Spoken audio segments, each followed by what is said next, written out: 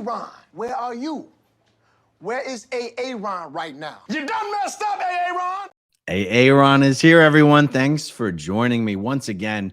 It is Friday night, and you might have been wondering, well, what the hell happened to Friday day, buddy? How come no videos today? Today was not supposed to be a day that I didn't do any videos.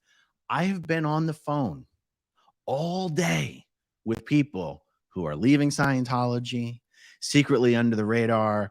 Scientology thinks they're in Scientology. They're not really in Scientology.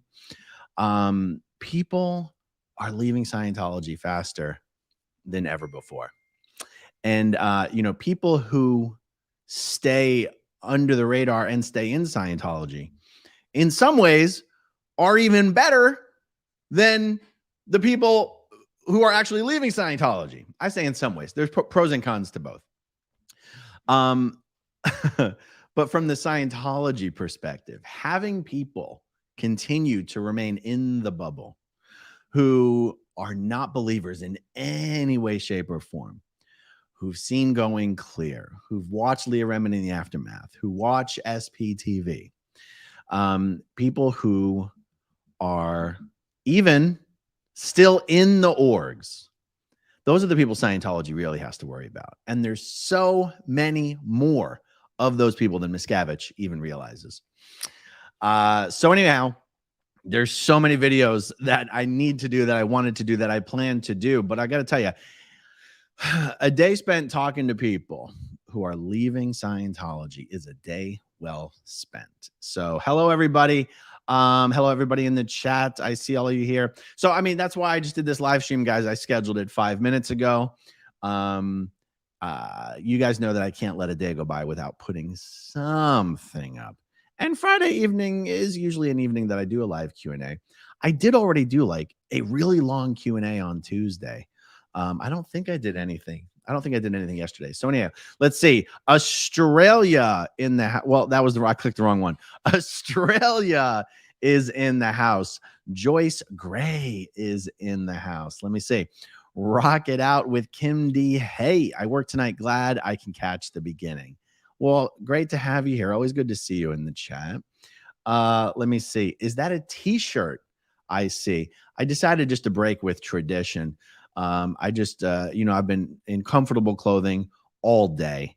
I'm not even sure I've showered today. I was like, I'm not going to put on a button down. I'm just going to keep the t-shirt I was already wearing. But it is black. I actually looked. I thought I had my little black Caribbean style shirt. I was going to debut that for the first time, but it looks like I left that over at the house. So that's a no-go on the Caribbean shirt. Let me see who else. Well, there's so many people here, but yeah. So I'll do a really good mixture of super chats and non-super chats, guys. We'll see. I don't want to do like a 3-hour thing, but I'm just going to take my time. Like I said, I haven't done anything today. I feel so bad. I really had a lot of things I was going to do today, content wise. Oh, you know what? No one's asked this question, but as I was on a phone call, I did get a bunch of text messages from some folks down under with the bad news that Baxter and Paris versus David Miscavige Scientology et al. The civil lawsuit from 3 former Sea Org members who all live in Australia are suing David Miscavige and Scientology for trafficking and other claims. The judge came back and ruled that those 3 plaintiffs will have to go to Scientology internal religious arbitration instead of being allowed to progress with their lawsuit in the courts. It's absolutely insane. The judge, even in his ruling, and I'll do a separate video tomorrow actually reading the rule from the ruling itself, and I'll publish the ruling. The judge even specifically commented that because of Scientology's religious status in the courts, by the IRS, by the government, he is expressly prohibited from trying to determine or make any ruling about whether Scientology's arbitration process is fair or even meets any common sense definition of arbitration. It's just absolutely insane. I'll take the time needed tomorrow to read through and to read for all of you all the appropriate sections where he gives the rationale for his ruling. And now technically the lawsuit isn't thrown out of the courts. The lawsuit is stayed while like it's not totally dismissed. It's put on hold while the arbitration occurs. And but then what are the plaintiffs supposed to do? Then come back and be like, Your Honor, we did the arbitration and it wasn't fair. The judge isn't allowed to determine whether it was fair or not. So I don't yet understand or know what the distinction is. It seems like a distinction without a difference. We're not dismissing the case right now. We're just putting it on hold. Well, okay, but you're going to dismiss it later, right? Because if you could determine whether it was unfair later, you could make a determination whether it was unfair now. And even as I say that out loud, maybe as of right now, the judge is saying, well, I can't determine right now whether this thing was signed under duress, but later I will determine whether the arbitration was fair. Anyway, it's all a big shit show. It's all a big mess. This is the very reason Scientology created these arbitration clauses, is to keep people from suing them. It's just the way the system is structured. And Scientology takes full advantage of it. So it's a real shame, real shame. I'll have a better understanding of what all of that means by tomorrow. Let's see. Here's a question. Trucking with Gerald. With Frank Hibbard gone, how do you think it will affect Scientology and the city of Clearwater? So you're referring to Mayor Frank Hibbard, the mayor of Clearwater, Florida, who abruptly resigned a week ago in the middle of a city council session. Let me tell you something. Frank Hibbard was replaced by Brian Aungst Sr. Brian Aungst Jr. works for Scientology. Clearwater's political establishment has been hopelessly infiltrated and compromised by Scientology's money. Is Frank Hibbard a Scientologist? No. Is Brian Aungst Sr. or Brian Aungst Jr. Scientologist? No. Are they powerless to do or say anything against Scientology because of the corrupting influence of Scientology's money? Yes. Frank Hibbard's one of Frank Hibbard's best friends, who's also very close friends with Brian Aungst Sr., is a man named Joe Burdett. Joe Burdett is currently Scientology's lobbyist in Clearwater. Another one of their close circle of friends is a woman named Mary Repper. Mary Repper was Scientology's first lobbyist in Clearwater. Mary Repper managed Frank Hibbard's first mayoral campaign.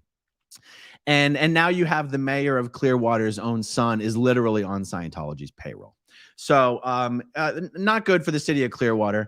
And I know everyone I just named would go, how dare you, sir? You are ignorant of what we have done in the past to stand up to Scientology. I give zero shits about anything you've done in the past. I care about what you're doing today and tomorrow.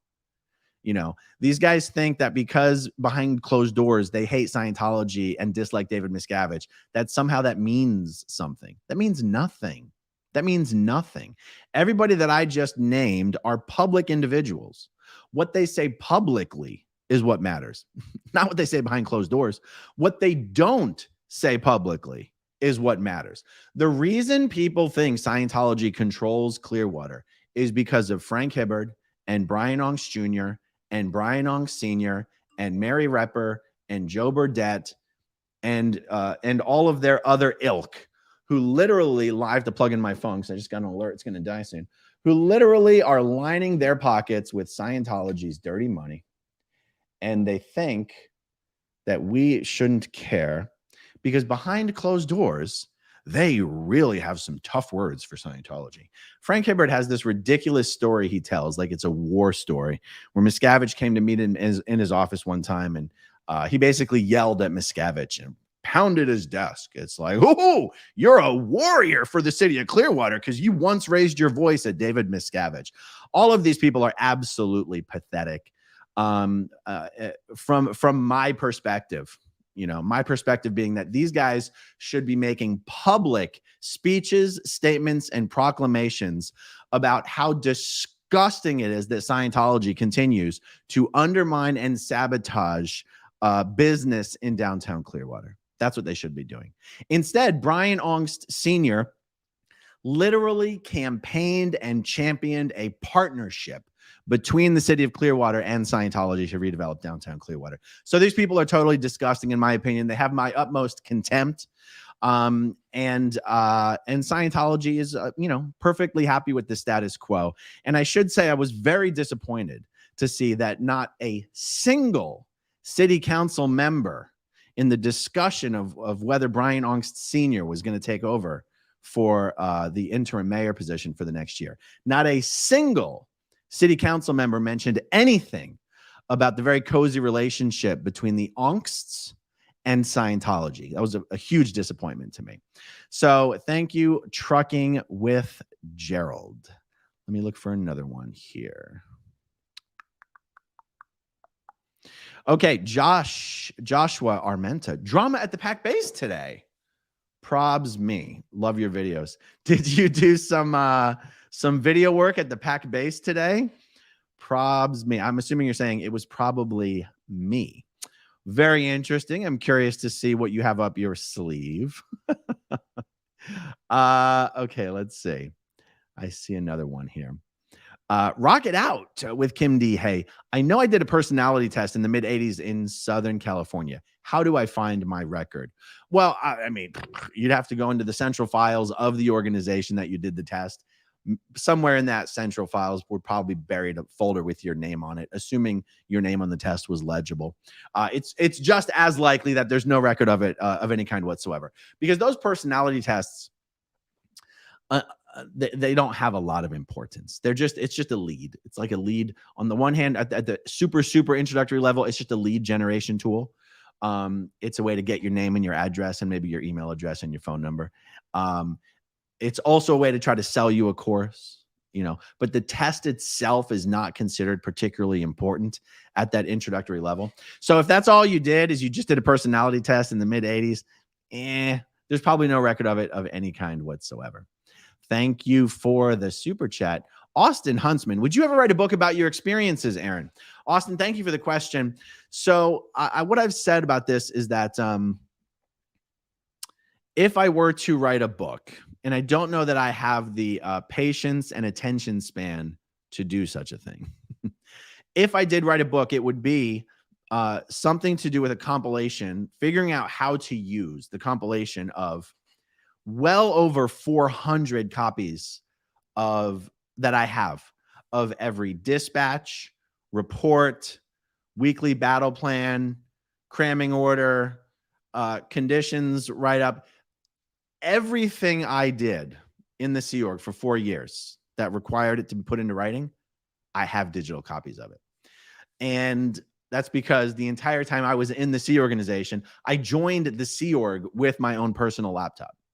And that personal laptop was my computer for the entire time I was in the Sea Org. It was the computer I used for my post. And when I left the Sea Org, I took my laptop with me because it was mine.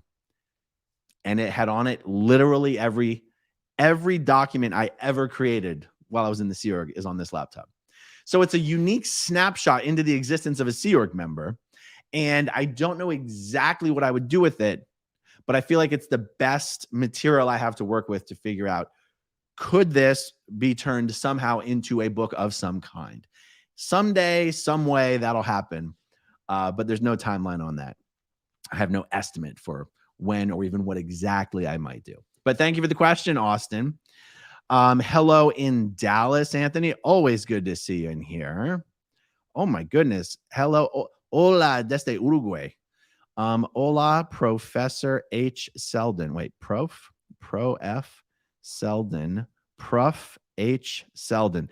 Professor Harry Selden is what I choose to believe that means. Okay, let's see. Going through this.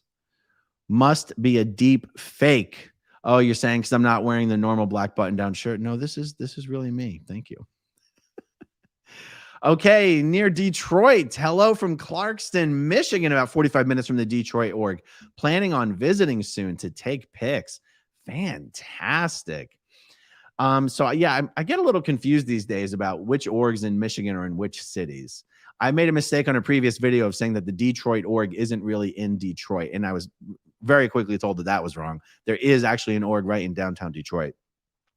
I just remember back in the day, there was it was either Battle Creek or Ann Arbor.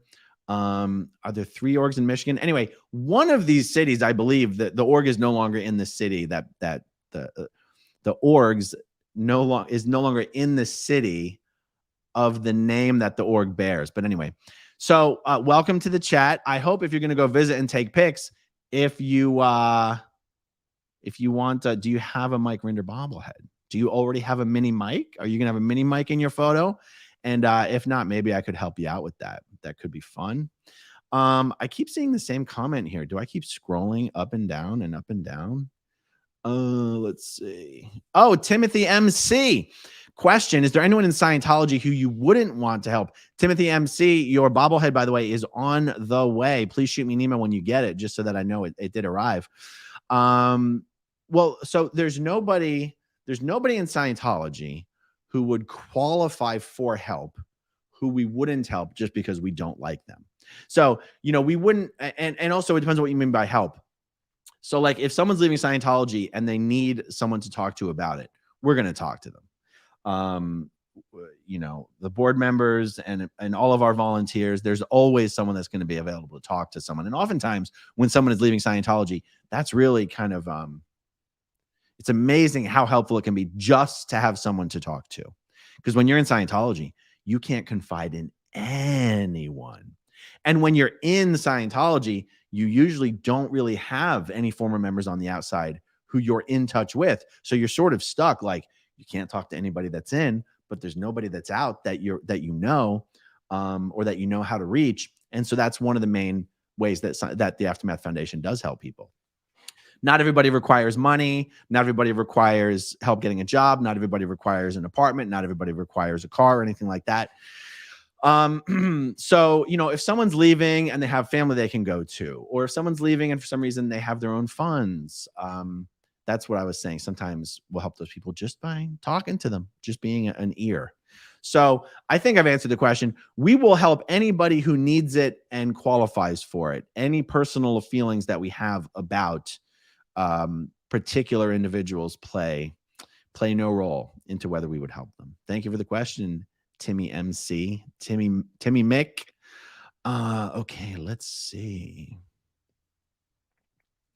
Lisa Eshelman, you often say that after someone dies, the Thetan goes to the hospital to get a new baby body. Would it be possible for a person to be born and get no Thetan at all? What would this person be like? Thank you, Lisa Eshelman. Now, I should say that the question implies that anybody actually believes this. And I don't want to, or the question sort of, I don't want to give anyone the impression that I believe this, but here's how a Scientologist would almost certainly think about this. A body born without a Thetan would be essentially stillborn or brain dead or whatever. You, a Scientologist, and it's probably something to be said for the fact that not all Scientologists will probably give you the exact same answer, because I can't recall a lecture or a book or a technical bulletin where L. Ron Hubbard specifically comments on this. But according to my understanding, you could not have an alive animated body without a Thetan. And so, so not only, Lisa, there's another little step here that Scientologists believe occurs after you drop the body. Unless you've already done a bunch of Scientology's bridge, unless you've already done a bunch of auditing, Scientologists believe that as spirits, as Thetans, we are all pre-programmed. Once our body dies, we drop the body, we report in to what they call the between lives area, the implant station, the between lives implant station, the implant station in the between lives area. These are the different ways Scientologists will talk about this. And people will say sometimes that this is located on either the far side of the moon or Mars or Venus or down in Uruguay. I'm just kidding, not Uruguay. And you report to the implant station, which is run by the alien psychiatrists who are manning these implant stations. And they wipe your Thetan memory so that you have no memory of your previous life. And then you're programmed to shoot down into a new baby body, wherever it may be being born. Now, That's the automaticity. That's the if you're just operating as the way a non-Scientologist would operate, that's what's supposed to happen. The only difference is that if you're a Scientologist who's had a bunch of auditing, you're supposed to somehow be aware enough or at cause enough to skip the between lives area, go right into your new baby body, and therefore retain all your memory of the courses you've done in Scientology and retain all of the gains that you've had from your Scientology auditing. Now, there's no like specific level of the bridge where you all of a sudden are told, hey, congratulations, you've just attained the ability to skip the between lives area. There's not the state of clear. There's no particular OT level. There's no amount of, false purpose rundown auditing. There's literally no specific point where you're like, oh, now I'm going to skip the between lives area. It's just this general vague thing where Scientologists are like, the more auditing I get and the more courses I do and the more I keep my ethics in, the more I'm likely to skip the between lives area. And that's actually why the motto of the Sea Org is we come back. Did you know that? The motto of the Sea Org is we come back. The purpose of the Sea Org is to put an ethics on the planet. But the motto of the Sea Org is we come back. And that is supposed to mean you work in the Sea Org until your body doesn't work anymore. Then you drop your body and you pick up a new baby body and you remember that you are a Sea Org member. So when you turn 18 or 21 or whatever, you come back into the Sea Org to resume your contract. Spoiler alert, nobody's ever come back yet, including the old man himself, L. Ron Hubbard. Thank you, Lisa. All right, let's see. What is next? Okay, what is going on here? The Path. Please help me. I cannot stop thinking of how handsome is Marty Rathbun. Yes, The Path. I cannot help but notice that in every live stream you post about 100 comments regarding Marty Rathbun. So I'm going to ask Goldie to mute you in the live stream unless you can explain to her why you keep making dozens to hundreds of comments about Marty Rathbun. It's just spam at this point. It doesn't make any sense. No one gets the joke, including me. So anyway, I don't particularly care, but truly, I mean, people have been commenting in the comments about your comments about Marty Rathbun because nobody understands what the hell you're doing. So thank you for joining. Thank you for watching, but maybe explain to Goldie what the hell you're doing. And she'll decide whether to keep you in the chat or not. All right, let's see here. All right, let's see. Janet Cheney. Hope the judge's insights regarding the Church of Scientology for the Masterson case will have an impact on Haney's court case. I think her judge is whacked. Your thoughts? So my thoughts are that there really is absolutely nothing in common between these cases. Remember, the Masterson case is a criminal case, and Valerie Haney's action is a civil lawsuit, and they have nothing in common. In the Masterson case, it is Danny Masterson who is on trial. Scientology is not on trial, at least not in a literal sense. And in Valerie Haney's lawsuit, it is David Miscavige and Scientology that is being sued. And it's not even that the judge in the Masterson case is like shifting focus or targeting Scientology. She's just allowing some testimony and some evidence into the case regarding Scientology to the degree that it helps explain or clarify some of the evidence in the case, that evidence being against Danny Masterson. So I've seen this question come up before just in the last couple of days, but I do not personally believe there's any carryover effect whatsoever between anything that's happening in the Masterson case and anything that's happening in the Masterson criminal trial and anything that's happening in these civil lawsuits. But thank you, Janet, for the super chat. I really, really appreciate it. Tim Smith, apparently being a religion is a get out of jail free card. It sure does sometimes seem that way. It really is. It's crazy. It's also the reason why it's so important to get Scientology's tax-exempt status revoked. And make no mistake, none of these civil lawsuits were going to result in getting Scientology's tax-exempt status revoked. It's just not the right tool for the job. I believe that criminal prosecutions and convictions on things like wire fraud, credit card fraud, and things that can be prosecuted under the RICO Act, I believe, will be what serves as the precedent, opens the door to the IRS reviewing Scientology's tax-exempt status. Now, hopefully revoking it. Now, Mike Rinder has also said that everyone in the country, everyone in the United States can and should message their own personal, now I'm going to get this wrong, but you guys have to help me with the homework on this. Either their representative in Congress or their senator.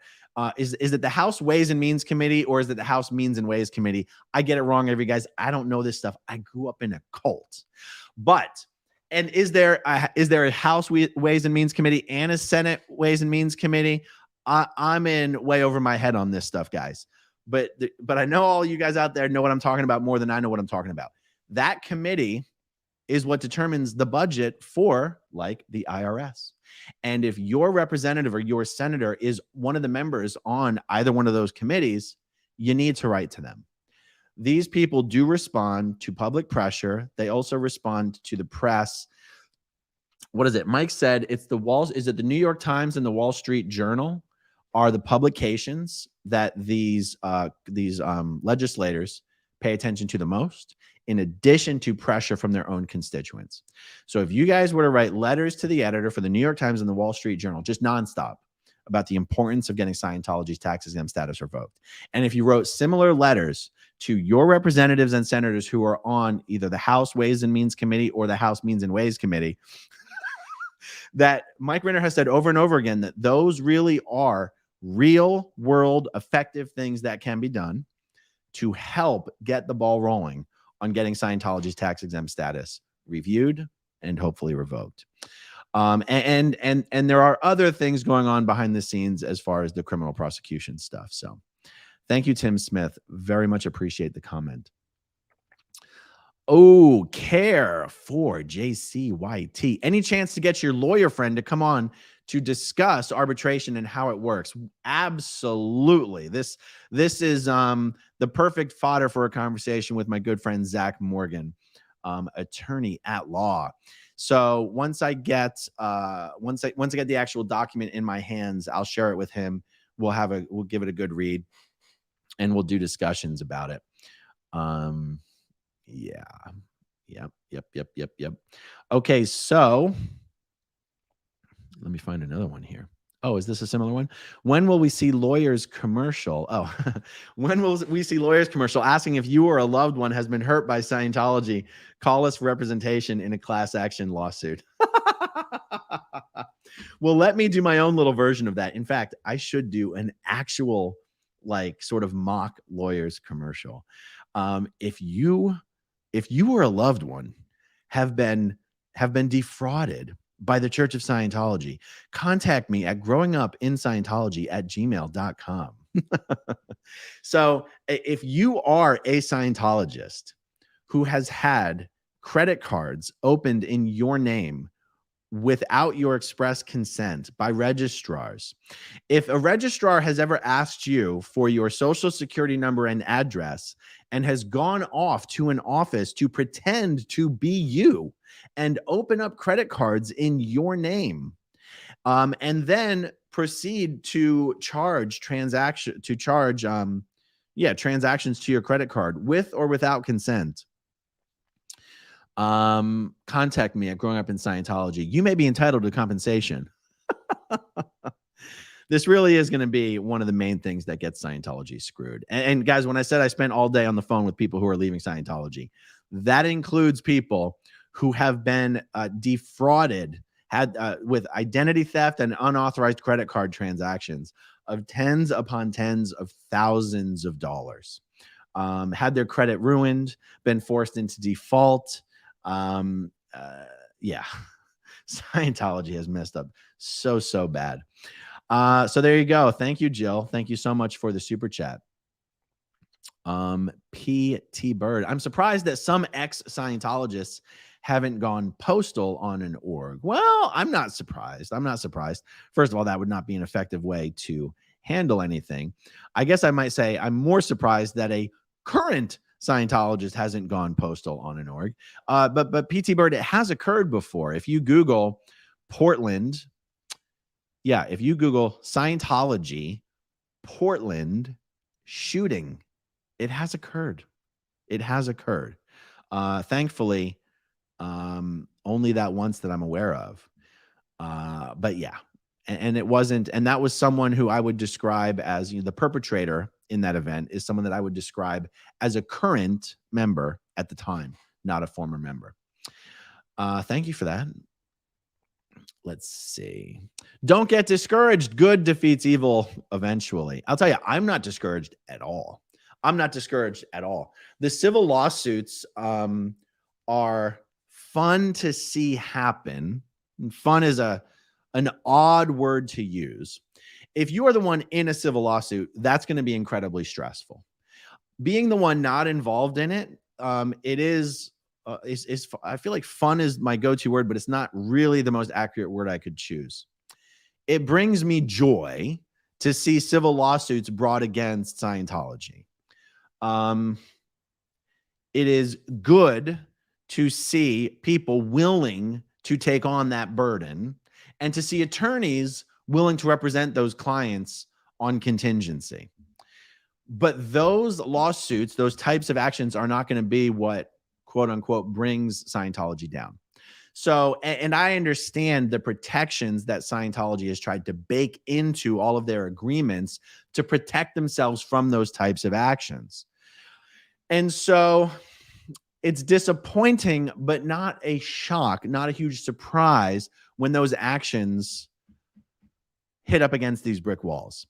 It's the criminal stuff, the investigations, that are really going to be what gets the job done. And then when Scientology eventually loses its tax exempt status and loses its religious protection, then the floodgates are wide open for these civil lawsuits where Scientology won't be able to enjoy this type of religious protection in the courts. Then that's a whole other ballgame. So it's disappointing, but not discouraging. And I do agree with your message. So thank you for the comment, Brenda. All right, let's see. Tina and the last 20. I'm confused. Doesn't the Scientology rules state that once declared a suppressive person, you no longer have arbitration rights? Well, Tina, it doesn't use that language specifically. It does say that you no longer have the right to participate in any of Scientology's ethics and justice procedures. And someone could conclude, whoa, a committee of evidence is an ethics and justice procedure, and Scientology says that the arbitration follows the rules of a committee of evidence. The problem is, Tina, that the court would actually be required to interpret Scientology's policy to come to the conclusion that someone who is expelled from Scientology isn't supposed to be able to avail themselves of Scientology's ethics and justice procedures. So it's a chicken and the egg circular logic problem of, in order to understand that Scientology's own rules should preclude a former member from being subjected to those procedures, in order to conclude that, the court would have to interpret Scientology policy, which they're not allowed to do. That's why I'm saying it is so messed up. It is such a screwed up situation. And there does not seem to be an obvious resolution to this at this point. We'll see. We'll see if anything changes. Denver, Steve-O, David Miscavige, Marty Rathman, or Grant Cardone. Who is the most despicable? Boy, they're all uniquely despicable in their own way, aren't they? I mean, David Miscavige seems to be the obvious answer, but at least he's been consistent. Marty Rathman is despicable in the sense that the guy's a total flip-flopper traitor. 1 second he's with Scientology, 1 second he leaves, 1 second he's back with Scientology, the 1 second he leaves, and he throws everyone's ever known under the bus. So you can't even trust the guy. You can distrust Miscavige, but at least you can distrust him consistently. Marty Rathbun, to me, is a little more despicable, to be honest. Grant Cardone's just a huckster. Grant Cardone to me is more pathetic than despicable. But yeah, definitely food for thought there. Always good to see you, Denver Steve-O. Okay, let's see. Sandy Grubb says, I thought Mark Bunker was moving into that position. You're referring to the open mayor's seat. Here's how Clearwater City Council works. You have 4 regular council members, and then you have a mayor. The mayor doesn't actually have more authority than the other council members. He has a different title, and and he cannot be the one to introduce a motion. And I don't think he can introduce a motion or second a motion, but he can vote on motions. Okay, where I was going with that. The mayor, once elected mayor, is always the mayor for his whole term. The other 4 city council members each are on 4-year terms, and they take turns being the vice mayor. So every city council member for 1 year of their 4-year term gets to call themselves vice mayor, but it doesn't actually mean anything. And so Mark Bunker was not slated to, if you're the vice mayor, you don't actually fill the open seat of mayor. That's not how it works. Someone has to be appointed to fill the seat of mayor. If one of the existing city council members were to be the one who was appointed to fill the seat of mayor, someone else would have to be appointed to fill the now open city council member's seat. What you would have heard about Mark Bunker is that it's now his turn to be vice mayor. So it was sort of funny that, the mayor vacates his seat and Mark Bunker is just about to become vice mayor. That might sound like Mark was about to walk into the seat of mayor, but that was never really going to be the case because that's not how the rules work. Thank you, Sandy Grubb. Okay, another question here. Bag Piper Burke. I asked Mark, and he came up with nothing, so I thought I'd pick your brain. Got a bunch of lectures in storage. Any crazy, clever, creative ideas how to dispose of them? I mean, creative ideas on how to dispose of them. You could attach every single lecture to a helium balloon and float them over a Sea Org base and see what they do. There might be some environmental concerns on that, so you don't necessarily have to take my advice on that. I guess burning objects tends to be frowned upon. There's a lot of people out there who like to have materials like that just for to serve as reference material. It always feels like such a shame to throw these things away, but unless you're going to use them as reference material, they really do have no value. I definitely don't recommend sending them to a library or a used bookstore. I actually think it's even funnier to put them on eBay, because really Scientologists are paying thousands and thousands of dollars for these books and lectures set. Put them on eBay for like $1 to show how truly worthless they are. And Scientologists, or $15, something that would make a Scientologist mouth water if they saw that they could get probably unused, unopened copies of these things for pennies on the dollar for what they paid on them. To me, that is a creative way of disposing for them. Because on the one hand, it's a massive insult to the materials themselves and to Scientologists to put these things on eBay for like, $10. But on the other hand, you might make a little bit of money out of it. So there you go. Thank you, Bagpiper Burke. All right, let's see. Here we go. Just searching for some actual questions. Tons of great comments. Kay Valco. Aaron, are Sea Org members allowed to accept free things? Like if there was a free giveaway for, say, food parcels or something, would they be allowed to have it? Wondering because of the out exchange. It would be very much looked down upon. It would be looked at as sort of degraded. Like there's some inconsistent logic here as well, because when Sea Org members need medical care, they will send them to the free clinic. But yeah, accepting 3 things would be kind of degrading to a Sea Org member. Yeah, like I mean, if you're talking about like a you know a free clothes giveaway or you know a soup kitchen type thing, yeah, you'd never see Sea Org members. Sea Org members would get in trouble for being seen as something like that, for creating a bad image of the Sea Org. Thank you for the question. Hi, Aaron. Nice shirt. Thank you very much. Thank you very much. If I had a green one hanging up over there, I was actually going to try to wear a non-black one, but I didn't. I didn't. I actually was hoping that I was going to have this shirt, but with these in green instead of gray, like just the insignia. And it must be in the laundry because I couldn't see it there. All right, let's find the next one. Trinity Devane, so lazy and disgusting that these judges keep letting Scientology get away with its bullshit religious arbitration crap. Anyone can see that Scientology will always win this arbitration thing. Here's what's crazy. They actually haven't won it. There's actually precedent. There's actually cases where they have not won it. In the Laura D. Crescenzo lawsuit, this did not, they did not succeed in getting her lawsuit thrown out on this grounds, on these grounds. And I should probably refamiliarize myself with that particular part of the argument in the Laura D. Crescenzo lawsuit to understand how she was able to get around it. Now, I already know that in the Laura D. Crescenzo case, she was suing for something that happened when she was a minor. And it might just be as simple as that. Now, in the Baxter and Paris case, they are also suing for things that happened while they were minors. And yet, the things that they're suing for that happened as minors also continued to happen as adults. And they signed the forms again as they were adults. I don't know exactly how the Laura D. Crescenzo situation differed from the Baxter and Paris situation on this very specific point. But I'm just pointing out that whatever the difference is in that case, it succeeded in her case moving forward and not being pushed into arbitration.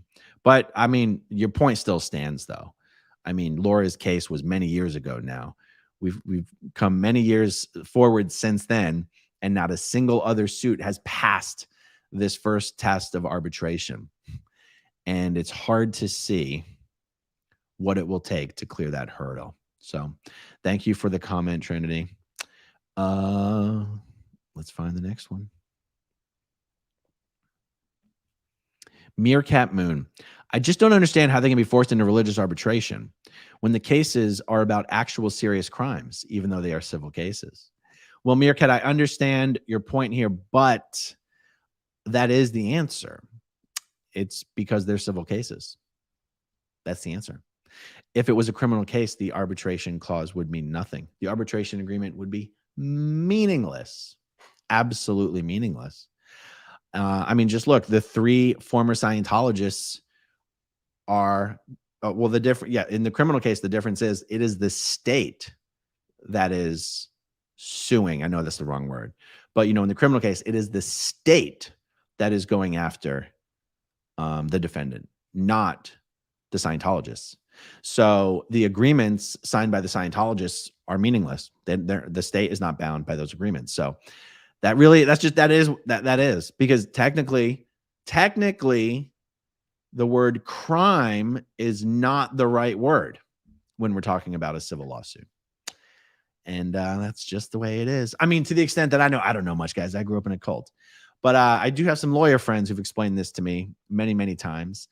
And I think I've understood it reasonably well. And that's my understanding. But, it would be good one time. When the next time I do a chat with Zach Morgan, we'll talk about this and we'll give him an opportunity to answer these questions as well. Thank you, Meerkat.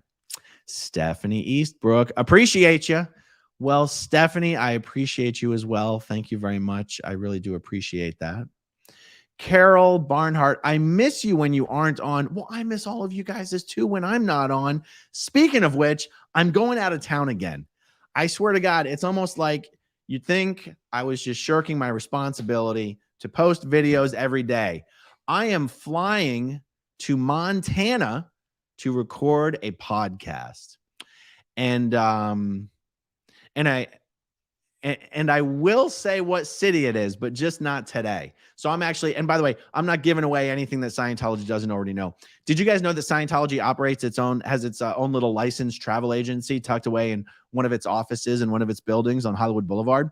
And it is through the computer systems that travel agencies use that Scientology is able to know anytime me or Mike Rinder or Mark and Claire Headley book a plane ticket, board a plane, catch a flight. That's how they always know where you're going if we're flying somewhere. So Scientology already knows that I will be flying into Kalispell, Montana on Sunday. And any of you guys near Kalispell, Montana, you guys want to meet up somewhere and grab a drink or something, we could do that. So, but I'll be gone Sunday, Monday, and Tuesday. I'll get back Tuesday. I might get back too late to actually do a video. But we'll see. So if I don't post Sunday, Monday, Tuesday, that's going to be why. All right, let's see what else. What else? Joyce Gray. Homesick in Santa Fe, down with COVID. Really? I don't hear about people getting COVID that much anymore. No taste, but drinking lots of Buffalo Trace under the guise of hot toddies. What's your favorite bourbon or whiskey? I'll tell you. Thank you, Joyce. I appreciate that. You know, for the most part, if I'm drinking whiskey, I'm sipping on some Macallan 15. I really just don't drink that much anymore. Because usually if I'm drinking, it's because I'm going out with my friends. And I just don't go out that much anymore. But yeah. So my answer is going to be Macallan 15. But even that, it's not like, you know, I hardly ever drink these days, but that's still my answer to the question. Thank you, Joyce. I hope you feel better. Guys, I had COVID like 3 times. I mean, I live down here in Florida. It really kicked my butt each time. And what was remarkable is how long it hung around for. Like weeks. Like weeks of exhaustion. Not fun at all. Anyway, I hope you feel better soon, Joyce. Thank you for the super chat. Okay. Hellron Rubbard. I like that one. Did Scientology choose Clearwater as headquarters because of Clearwater? Like if there was a WOG-free New Jersey, could it be there instead? Thank you, Hellron Hubbard, for the super chat. This question does come up a lot, and the answer is no. The word clear in Clearwater had absolutely nothing with the selection of this city to create the flag land base, to establish the flag land base. It really had to do with how cheap property was and its proximity to good healthcare, because L. Ron Hubbard had a stroke. It's actually the reason they came on shore from the ship is L. Ron Hubbard had a couple medical emergencies, including a stroke or a heart attack. And he was like, I can't have a heart attack on a boat. I'll die. We gotta establish a land base. That was the reason for establishing the land base. Hubbard ended up not even actually coming to the flag land base itself, to the best of my knowledge. And it just had to, like, first they landed in Daytona for a little bit, and then they ended up coming over here. It all had to do with property values. It had to do with how cheaply they could get the properties that they wanted. Thank you, Hellron Rubbard. All right, let's see. Denise Brown. Holy crap, a different shirt. I'm loving the SPTV. Yeah, I really wanted to mix it up, go wild and crazy. And so, just threw caution to the wind. I said, what the hell? It's Friday night. Gosh darn it. I'm going to live free and wild and just wear a t-shirt. And that's what I did, because nobody tells me what to do. All right, let's see. Okay, a totally self-serving comment here. Nasty Nate says, everything Aaron Smith-Levin does is filled with brilliance. That is because Aaron Smith-Levin is a brilliant man. Well, Nate, you always say that. And thank you, because you always mean it, and I appreciate that. And next time you're in town, we got to get margaritas again. So there you go. Guys, check out my hate website, Nasty Nathaniel. Scientology gave Nasty Nathaniel a starring role on my hate website. You can go to aaronsmithlevin.com and see all the wonderful material Scientology's posted about me. They've completely redone the website, new and improved, and Nasty Nate is on there. Always good to see you, Nate. All right, let's see. John, do you know of any groups, Facebook, Discord, etc., for second Gen X's? Well, John, thank you for the super chat. So the answer is yes, I do, but they are secret groups. That's even extra secret than a private group. So a private group, you can search for it on Facebook. You can see the title of the group, but you can't see any of the posts unless you join. A secret group means you won't find the group even if you search for it. So you have to be invited to the group from someone who's already in it. And these groups have a lot of protections in place to prevent them from being infiltrated by Scientology. And so I can't even give you the name of it, because even if I did, you wouldn't be able to find it. And in order to be accepted into the group, you have to be verified, not only that you're really a former, but that you're actually out, and that at least 2 people like know you personally. So, because Scientology is such a small group, those are pretty reliable and realistic safeguards to put into place. So, John, if you are, a 2nd Gen X, now, if you're just under the radar and you're still in Scientology, but you're under the radar, chances are you won't be accepted into the group anyway. Because people who are under the radar are someone who tomorrow could just be ratting everybody out and just spying on the group for Scientology. So anyway, John, you can email me at growingupinscientology@gmail.com if you want to tell me who you are, if you have a Facebook page and whatnot, and I'll see if I can help you out with that. Much appreciated for the super chat. Okay, let's see. What's next? Dun, dun, dun, dun, dun. Dun, dun, dun, dun, dun, dun, dun. What? I don't understand all of this stuff. Oh, James. Hi, James. James was on staff with me at the Scientology Philadelphia org. Didn't you do that in Philadelphia too? Well, James, I must be jumping in some midway into a conversation, because I don't know what you're referring to. Oh, are you referring to the whiskey? No, that's not what you're referring to, because I didn't drink whiskey in Philadelphia. Anyway, James, I'll try to keep an eye out for any comment where you tell me exactly what you're talking about, and then I'll answer your question. All right, let's see. What else here? Unknown person. Are the public courses Scientology offers any good? Well, I feel like you're just lobbing me a softball here. So let me answer a few different ways. First of all, I'd be like, nah, they're not that good.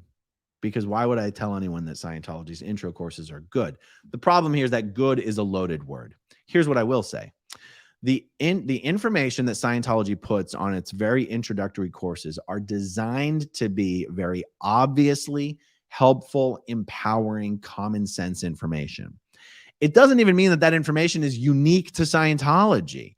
I mean, just look at the entire industry that exists right now, particularly on the internet and YouTube, of this, motivational, entrepreneurial, rise and grind. You can do anything.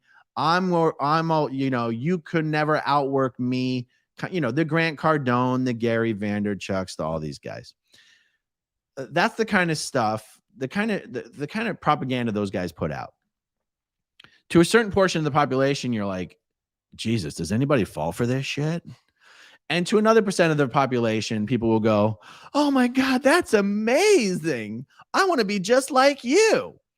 The introductory Scientology courses are kind of the same thing. You could read that stuff and be like, this is so obvious. Who is this appealing to? And then there's going to be other people that are like, this is the kind of structure that I needed to get my life on track. You know what I'm saying? And I don't even mean to be too dismissive and derogatory about people who want guidance and structure and, simple advice like make your bed in the morning. There's going to be some people that are just helped by those kind of things. In my opinion, those are the kind of courses that you're getting at the lower levels of Scientology. You can do it. You can accomplish anything. You are the master of your destiny. Great. It's just designed to be appealing. So that's why I say the loaded term here is good. Just because that appeals to someone doesn't necessarily mean it's good, especially when you consider the purpose of it. The purpose of it is to get you hooked at the lower levels, to get you think, oh my God, all those Scientology stories of people being abused, that sounds like bullshit because that's not my experience. And you're like, yeah, of course that's not your experience. You're doing an introductory course. I want to see what else these guys have to offer. And then you get in a little more and you do a little more, and then they get the hooks in you a little more. So anyway, I'm going off on a bit of a tangent, but so, the public courses Scientology offers are appealing to some, if not many, at the lowest levels, Scientology actually sort of changes what it actually is as you get deeper and deeper into it. And I think it is important to understand that the lower levels can be appealing to people, because otherwise people just have the idea that anyone who gets into Scientology or other similar groups must just be stupid. And that's certainly not the case. That is certainly not the case. So yes, there is some valuable things at the lower levels, because if there weren't, nobody would ever join. Nobody would ever join at all. So thank you, unknown person. Okay, let's see. Kayla Privet. Hey, have you ever been to the Church of Scientology in St. Louis? I live close by and I'm always tempted to go inside just to see what would happen. Is that a bad idea? I've never been to the org in St. Louis. It's not necessarily a bad idea. I don't think there's anything. Oh my God, am I really? I'm 45 minutes behind the chat. Holy shit, I better get my butt in gear here. We've been going for an hour already? Oh my God. See, not only am I losing all sense of the days of the week, I'm losing all sense of time, guys. I don't know what's going on. Okay, you know what? I actually think it's a good idea for people to go into a Scientology org. I'm not. Some people are like, oh my God, don't go in; they'll get their hooks in you. Oh, stop it! They're not going to get their hooks in you. Have a little bit of spine, have a little bit of a backbone. Be willing to turn around and just walk out at any moment. I think it's interesting, if not helpful, for people to walk in, see for themselves. Wow, it is a ghost town in here. And then, you know, whoever comes up to you and tries to sell you a book or get you to watch a video, I want you to see for yourself how they look like, they sort of act like robots. And I don't say that like, you know, I'm not just being insulting. I'm saying, I want you to see for yourself what's actually going on in a Scientology organization. And it's totally okay for you to go in, watch some videos, get a little sales pitch, and get a little taste of it for yourself. Don't give them any money. Don't sign up for a course. Don't get any auditing. But what could possibly be the downside for going in and seeing with your own eyeballs and hearing with your own ears what those staff members are trained to do? This is actually where I'm going with this. What is it that these people actually say to individuals who walk into an org for the first time? What are they actually trained to say and do to act normal, or to interest people into Scientology, or to be like, Leah Remini's a liar? I think it's interesting. And I actually encourage people to do it, as opposed to the opposite. Stay away. Nah, go in, give them something to do, make their day a little more interesting, you know? All right. Eat more pizza. Who would you play in the Scientology movie? I would play myself, of course. I mean, eat more pizza. Who would I play? Do you mean who would play me? Brad Pitt, of course. No, my only possible answer could be I would play myself. All right. Thank you for the super chat. Eat more pizza. Clearwater Chad says, I'm going live Mondays as a pre-show to SPTV. Painting with Chad. I'm not even sure if you're serious, but oh my God, that's funny. Painting with Chad, 6 p.m. to 7 p.m. Oh my God. Remember, Chad, there are no mistakes, only happy accidents. I really hope you do a live painting show from 6 to 7. That would be absolutely amazing. Okay, Quintillan. Hey, Osa, quickie grades in London. Also, flunks constantly missed and ignored on pro TRs. Okay, Quentin, thank you for that. All right, let me get my button gear here and start rolling through these. Dave Owens, when you do Scientology's exit interviews for the Aftermath Foundation, do you hear about the impact SPTV is having on it internally? Is it impacting folks? I bet it does. It's an excellent question. We absolutely get feedback on this, and it is absolutely having an impact. I wish I could give you specifics. Some of the specifics would be relating to stories that haven't been told yet. But Scientologists do go on the internet, folks. And amazingly enough, even Sea Org members are increasingly going on the internet. And the fact that we have all of these videos, like, who owns the search results for Scientology on YouTube? In fact, you guys in the chat right now, please do me a little favor. Do this little experiment. Pull up a new YouTube search window.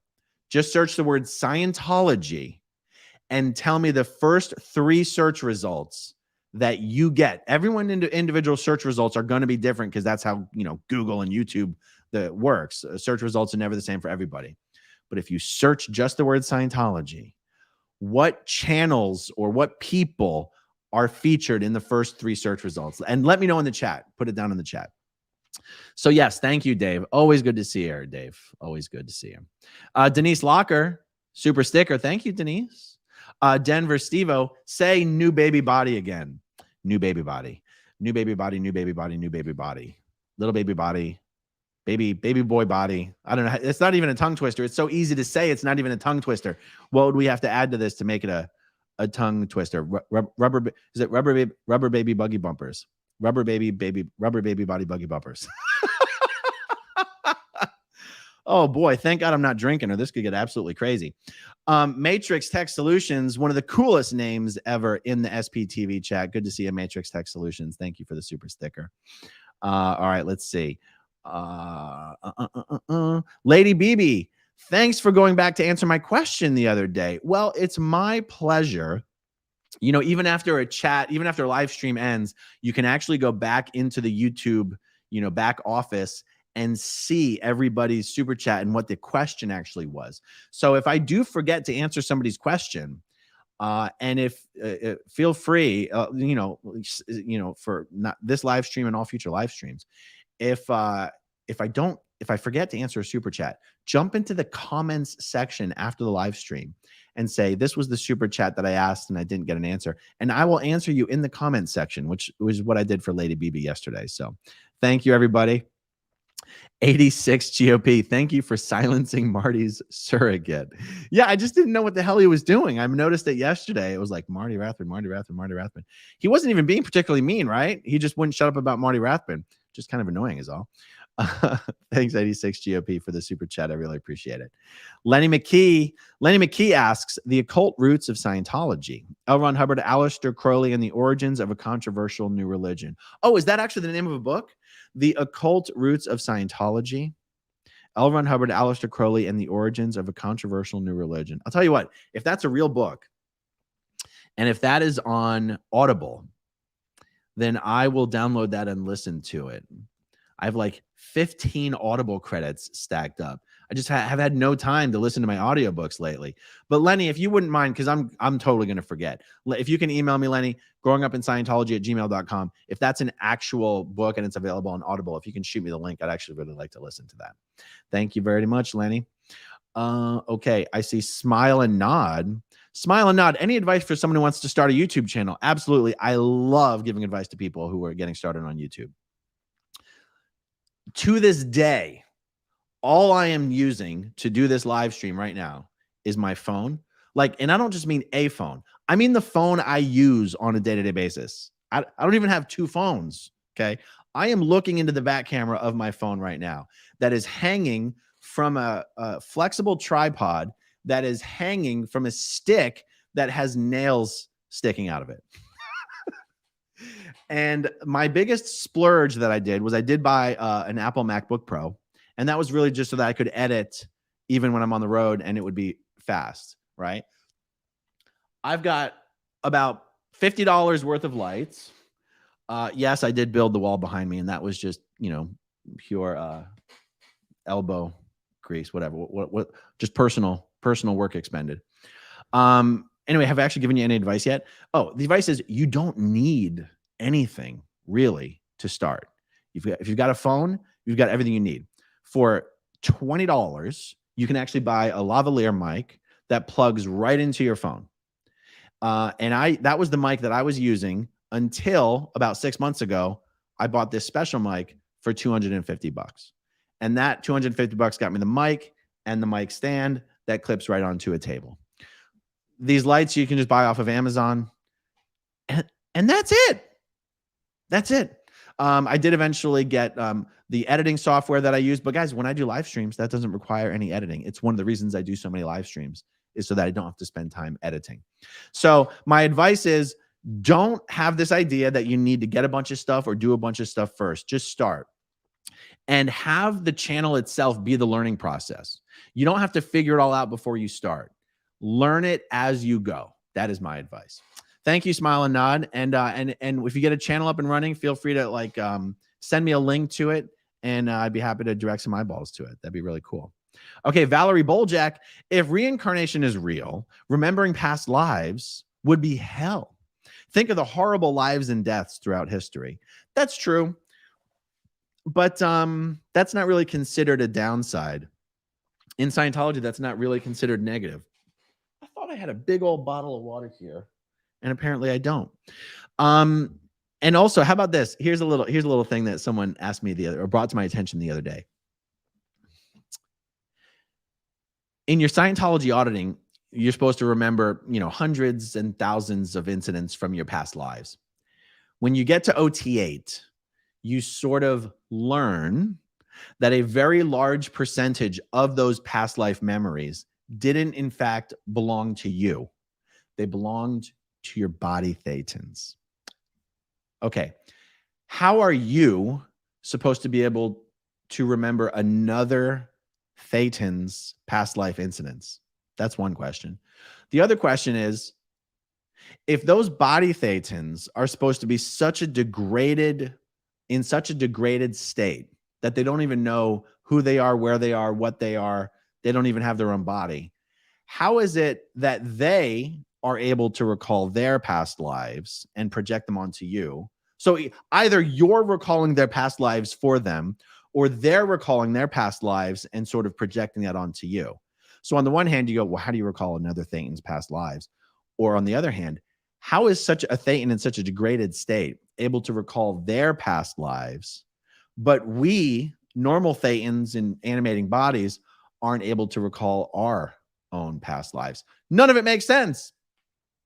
Now, I know a lot of you are going, yeah, Scientology doesn't make any sense. But guys, Scientologists think that it does. Scientology is supposed to be internally coherent. It's not like there's no sort of catch-all explanation that you can give, like perhaps just say for the Bible. I don't want to piss off any Christians, but if you're, to a certain extent, a Christian can take a story in the Bible and go, well, that's just a story. Or what's the word? What is the word where it's not supposed to be a real incident? It's just supposed to be a story telling a tale or teaching a lesson, not a fable, guys, I grew up in a cult. I don't know these kind of things, but I'm going to go crazy if I can't remember this word. To a Scientologist, the things in Scientology are all supposed to be very literal, very accurate, and very internally coherent. And yet this whole body thetan thing and the past life memories, and then you find out they're not really yours. It's all bonkers. Doesn't make any sense. Thank you, Valerie Boljack. Okay, Karen, congratulations to Goldie on her wedding day. Is today the wedding day? Is it, Goldie? Is today your wedding day? I've been hearing that this wedding was coming up. So anyway, someone's got to tell me. Someone's got to tell me, you guys. I'm looking at the chat. I'm trying to figure it out. I think I'll figure it out soon enough here. Okay, Panko, what do you think? What do you think about court grants Scientology motion to force Florida trafficking case into arbitration? Oh, what do you think about court granting Scientology motion to force Florida trafficking case into arbitration? Yep. Well, I did comment on that in the beginning of the stream, Panko. Maybe you joined us a little late.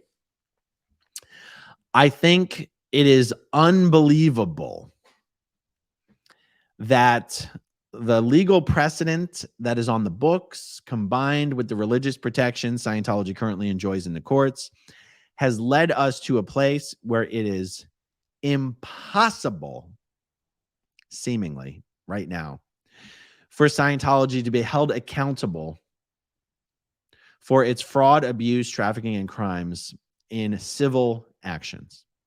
And if what that means is that it's just going to come down to criminal prosecutions, then so be it. Then so be it. And if the criminal prosecutions then open the door to removing the tax exempt status, and if removing the tax exempt status then opens the door to actually being able to move forward with these arbitrations, or with these civil lawsuits. But actually, now that I think about it, Yes, exactly. Because you remove the tax exempt status, Scientology will still try to argue that these arbitration contracts should be enforced. But because because Scientology won't have the religious protection, the courts will be allowed to determine whether these contracts are equitable. They will, right? Because right now, the reason the court sort of has its hand tied is they're not allowed to interpret Scientology policy in any way. The courts aren't allowed to go, well, it says here that Scientology's rules about suppressive persons and fair game say X, Y, and Z. The court's not even allowed to look at Scientology policy. Therefore, the court isn't allowed to determine that a Scientology arbitration could never be fair. You remove the tax exempt status, you remove the religious protection, all of a sudden the courts are allowed to interpret Scientology policy. So those are my thoughts, Panko. Thank you very much. Really appreciate the super chat. Again, I must be doing something wrong because I keep seeing recurring comments. Valerie Boljak, congratulations, Goldie. Happy wedding day. Nope, that looks like a different comment. Congratulations to Goldie on her wedding day. Dr. Dan, reason asking about Frank Oliver is he accuses Rinder of overseeing serious bad stuff when in OSA. I'm confused. I like Mike, but Oliver seems legit. Well, anybody who worked at in Scientology's legal office has been responsible for overseeing bad stuff. This is stuff that Mike's spoken about extensively. So I don't think it's a matter of is Mike lying or is Frank lying. I don't think these guys are contradicting themselves. But if you want to get into details, you might ask Frank, is there something specific that you think Mike should be speaking about that he hasn't spoken about? Because there are a lot of people out there that just have really ridiculous, exaggerated ideas of things that they think were done, but don't actually have any idea what they're talking about. I can give you some examples, but it's not worth it. So Dan, I don't know if you're in touch with Frank or not, but it just comes down to specifics. I mean, there's nothing Mike's. I've never observed Mike being unwilling to discuss any specific event or detail that he was ever involved in Scientology. So, if you have a specific thing, to ask about in one of the live chats, please feel free. Thank you for that, Dr. Dan. Fred Mulligan. Why doesn't Houston have any real org? Did we become a major city too late? Only have a small mission. I kind of wanted to go inside a huge ideal org and buy History of Man. Well, thank you, Fred Mulligan. I was proven wrong on this. I was pretty certain that there was a Houston org. Everybody tells me there's no Houston org. There's just a Houston mission. I could have sworn there was a Houston org. But, memory is a weird thing sometimes. There really is not any great rhyme or reason for why orgs have appeared where they have appeared. Back in the day, any org that presently exists started out as a very successful mission. And missions were usually opened by class 6 or class 8 auditors who had just trained under L. Ron Hubbard or had just finished training at St. Hill or somewhere. And they're like, I'm going to go spearhead a new Scientology organization and I'm going to open a mission in my town. Like the Philadelphia org started because there was a mission in Ardmore, Pennsylvania. And somehow when it became an org, they moved to Philadelphia. So all it means, Fred, is that there was no big mission in Houston, or if there was, maybe it got destroyed back when David Miscavige took out most of Scientology's big mission holders. And that's really the only answer. There's no, it's not like Scientology went, we're going to put an org here, we're going to put an org here, we're going to put an org here. Wherever missions were, some of them grew into orgs, most of them died out completely. Thank you, Fred. Okay, what's next? Tarkina Meyer. Didn't the Aftermath show have a young man who threw a brick through the window of an org? I remember Leah interviewing him. It might have been a hammer or a brick. Yeah, I remember who you're talking about. That's not what I think of when someone says going postal. But yes, and that was a young man who was, having a mental, having a bit of a mental breakdown. And Scientology had really destroyed his family. And some of his family members were still in Scientology. So they were, and I remember his family, that young man you're talking about comes from a family that was involved has been involved in since the earliest days of Scientology in South Africa and on the Apollo ship and at international management. And the family has just been really subjected to a lot of fair game and disconnection. And so the answer is yes. I know exactly not only what you're talking about, but who you're talking about. And I'm in touch with members of that family to this day. Thank you, Tarkina. Okay. Mimi says, a few weeks ago, I went into the London branch of Scientology to do a personality test. It was dead inside. Obviously, I gave false details. They tried to sell me a course. They were very nice, though. Yeah, all of that rings true. It will be dead inside. Almost every Scientology organization will feel like a graveyard. And they will always try to sell you a course or a book. L. Ron Hubbard says the reason for orgs is to sell and deliver materials and service to the public and get in public to sell and deliver to. The object is totally freed beings. So it's almost it's a violation of L. Ron Hubbard policy for you to come in there and for them to not try to sell you something. And they will be very nice. Could you imagine with the reputation that Scientology has and how hard it is to get people to walk into a Scientology org, if you walked in and they were just like dicks to you right from the get-go? No, your experience should be that they will pretty much always be very exceedingly nice. Unless, of course, they find you with an undercover recording device, or unless you say, where's Shelly, or, where's Xenu, or anything like that. Otherwise, they're going to be very, very nice. All right, let's see. What do we have? Oh, Lori 2727. Been watching you for a while. Have to ask, did your neighbor ever convince your dog, that you're an SP? Saw you on Leah's show. No, our dog decided not to disconnect from us. But my neighbor Sue did unfortunately have to disconnect from my dog. Now, my dog Goliath, who some of you saw on last week's live stream or Monday's live stream, when he gets out, because he likes to explore, he will actually run around the block, and sometimes he will go to Sue's house. And then Sue, even though she's not allowed to see us or talk to us, will have to bring Goliath back to our front door. So technically speaking, Sue has not officially disconnected from the dog or from us, because every now and then she does see both the dog and us. So there you go. Thank you, Lori.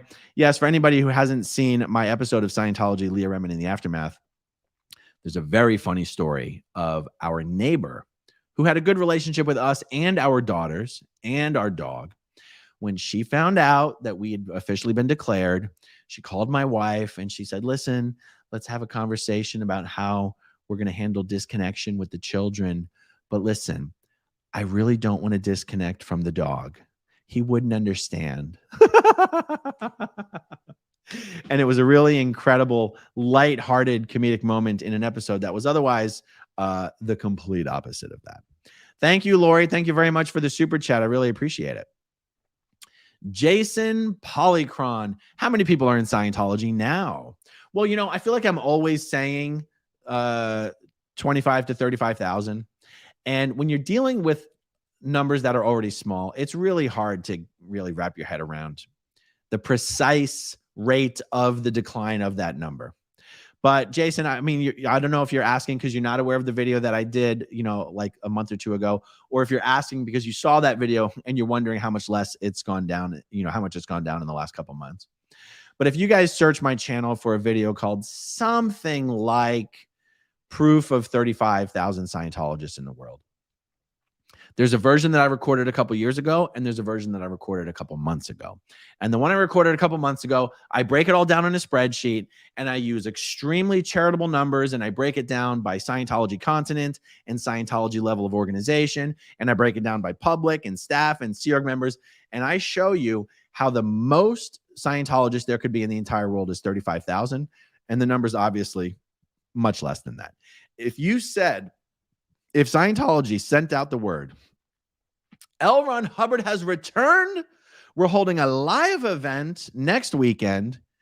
L. Ron Hubbard's going to address all of you the new L. Ron Hubbard, and he's going to announce the release of OT 9 and 10.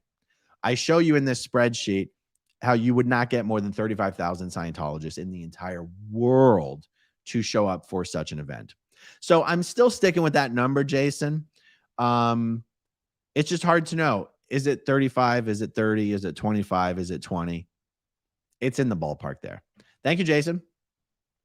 Let's see. Samita N. Samita. Do you ever wonder why Kelly Copter, with her amazing Scientology iceberg videos, only has a few thousand views? She has the best archival footage and photos. So when I rediscovered Kelly's channel, a few weeks ago, I did wonder, like, holy shit, how can she only have 2,000 subscribers? How can these videos only have this amount of views? Only because when you look at her videos, they're so high quality. The editing is so good. The lighting is so good. The entire production is so good. It's just she has the production quality of a much larger channel. But the answer to your question really just comes down to the YouTube algorithm. It takes much more than publishing just one great video, 6 great videos, or 16 great videos. That's just not how the algorithm works. You could have a video, if you posted one viral video to your channel that had 3 million views, you might still only have a few hundred subscribers. Subscriber growth really occurs as a result of consistently posting over time. And Kelly did these fantastic videos, and then she didn't post anything since then. So that's why her videos would sort of fall down in the algorithm and stop getting suggested and promoted and pushed out. But I think you're going to see that changing. She's going to start posting regularly, and the algorithm will pick those videos up and push them out. So yeah, I mean, her channel is fantastic. I love her content. I was just browsing her videos like yesterday, and I saw she had some makeup videos from way back in the day. And I was just watching these things like, these are freaking great videos. Like, even her non-Scientology videos are fantastic. So check out, if you're watching this stream, check out Kelly Copter. You've seen her in the chat a lot. I did an interview with her last week. And yeah, subscribe to her channel. She's going to be doing a lot more Scientology content. So thank you for the question, Samita. Okay. Fabian and Deal. Being totalitarian, is there any training for security in Scientology, some kind of special forces? Thank you for the question, Fabian. So on Sea Org bases, there is always a security force, and they always have some sort of training that's popular at the time. There's no, like, L. Ron Hubbard did not lay out specific training the security forces should do. Like, I mean, do you know what I mean? There's not like some Scientology version, Scientology martial art.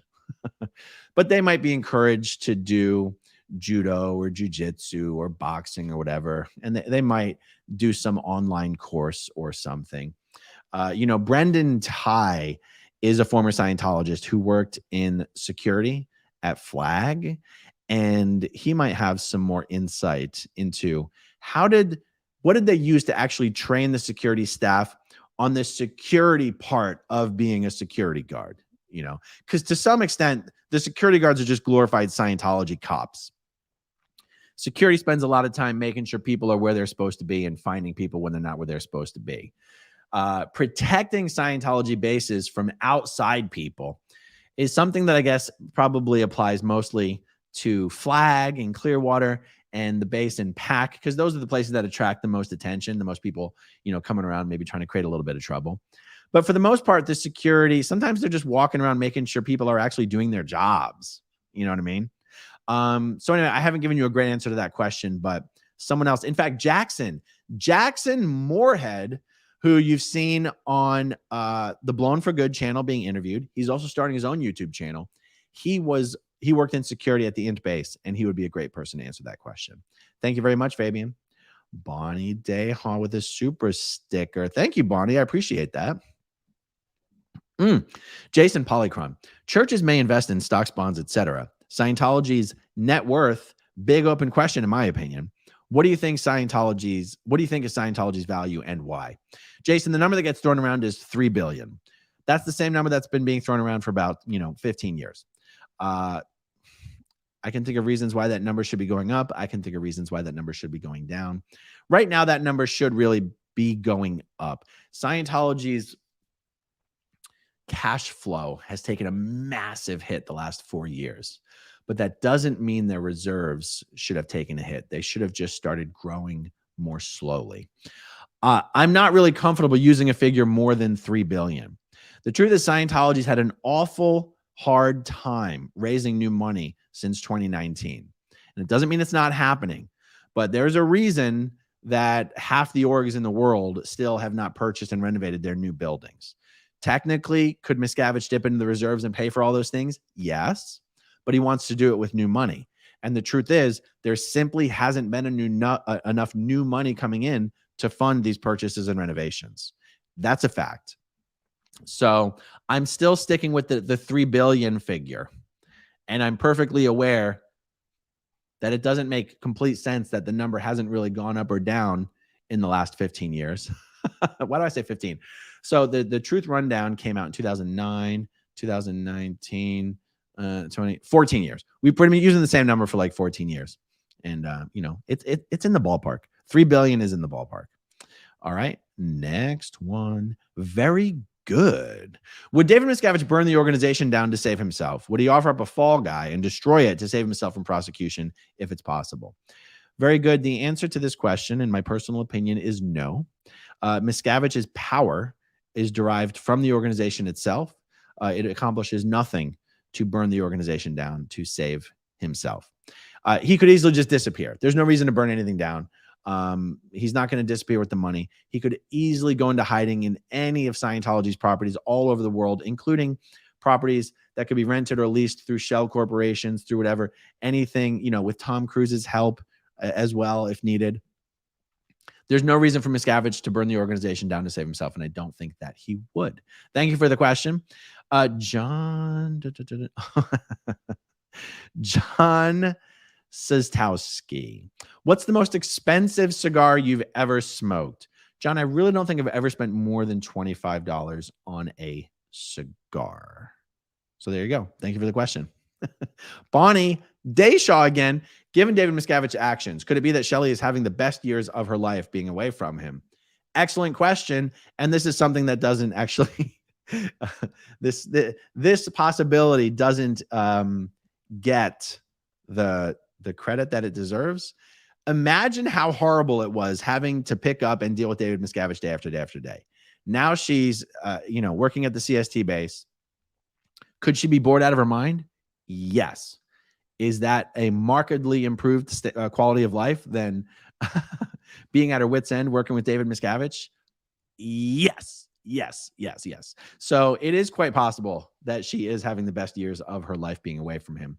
Now, she'd be living even better years of her life just being out of Scientology altogether, being able to associate with whoever she wants to associate with. But, realize Shelley Miscavige has been working for L. Ron Hubbard since she was like 14 years old or younger. Scientology has always been her life. And anyway, I like your question, and it's definitely possible. R. Slaggle. I'm coming to Clearwater area soon. What should I do for fun? Visit the Scientology Center? What should I expect? Well, if you visit the Scientology Center, you're probably going to last about 15 minutes, is my guess. They're extremely suspicious of anybody who comes in, which is funny because the door outside said, the sign outside the door says, everyone welcome, all welcome. But they know that if you're walking into the Scientology Center in Clearwater, chances are you're there for a stunt. Like, they know that. Downtown Clearwater is incredibly boring. I'm not going to lie. You can check out Downtown Pizza. They've got good pizza. There's a piano bar that's been trying to open for the last 3 years that's not open yet. There is a cigar bar in downtown Clearwater that opened up that I haven't been to because I just don't like going to downtown Clearwater anymore. I haven't been to downtown Clearwater in at least a year. But the beach is great. Some people say the beach is too touristy and too congested. It's a great beach. I haven't gone to the beach in over a year either, but it is a great beach. And I feel like I'm not being very complimentary of Clearwater in this answer here. What should I do for fun? If you're coming to Clearwater for fun, go to the beach. It's nice. And there's great places to eat down there. And then, plenty of parking, all that kind of stuff. But also go to Busch Gardens. I'm a big fan of the roller coasters. I love Busch Gardens. You can splurge for the quick Q pass, jump to the front of the line. That's what I do. So that's cool. I'm glad you guys are coming. What brings you to Clearwater? I think did you send me an email about all this as well? Are you coming to visit family in Tampa or something? I think I remember getting a message about that. I just don't recognize the name. So thank you for the super chat. I hope I've given you some helpful advice there. All right, next one here. H Mac, hi Aaron. Did you ever do one of those Scientology testimonials? They all talked about how the next level is so great with a dead look in their eyes and a forced smile. H Mac, you better believe I did. I did a number of these. They film an awful lot of them and they don't necessarily use most of what they film. I remember filming a bunch of those testimonial videos back in 1996 for the first golden age of tech. And, only Scientologists will really know what that even means. But I filmed a whole bunch of those things.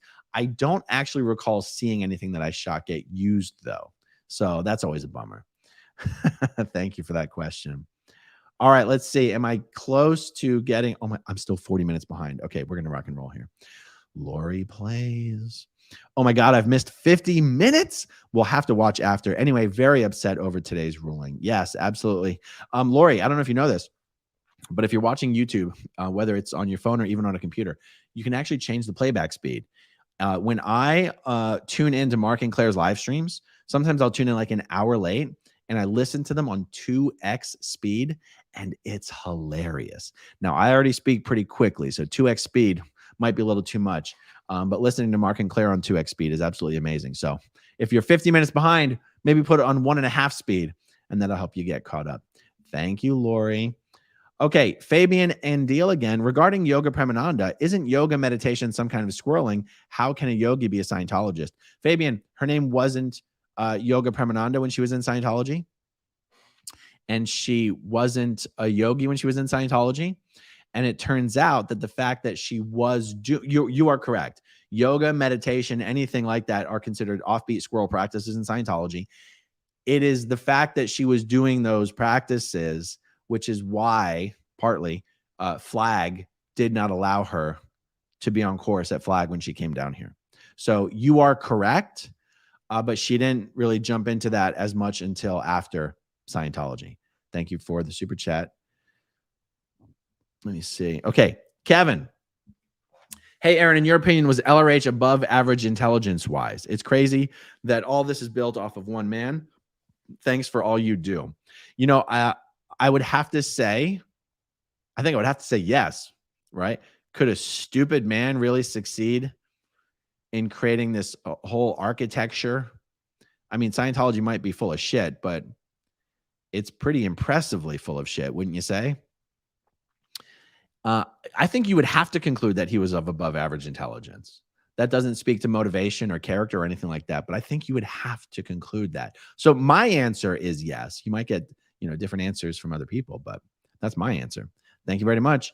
Shelly Netzer Edgerton, COVID 2 times, 3-day sore throat, quarantine 5. I hated it. Bronchitis never ended. Much worse. Blame it on COVID messing Miamian system up. I don't know if that's a typo or if I do not know what words you are using, but yeah, COVID was not fun. It was not fun. Yeah, I had it 3 times. It's fun. I mean, 2 that I definitely tested positive for, and eventually it just stopped testing. I mean, just assume you got it. Okay, John Harbaugh. Just supporting the channel. Great reporting and guests. Keep up the great effort. 45 minutes into your live stream. This just affirms you are doing a great job. Congrats on 150,000 subscribers. Thank you so much, John. I really appreciate that. Hopefully I can get to 200 by the end of the year. That's something I would be extremely proud of. Okay, let's see. Marjan. Aaron, please do something awesome for Goldie ASAP. Well, absolutely. I'm still trying to understand if she actually got married today. I feel like I'm totally out of the loop. I see people wishing her like happy wedding, but is that like, hey, happy wedding tomorrow? But yeah, 100%.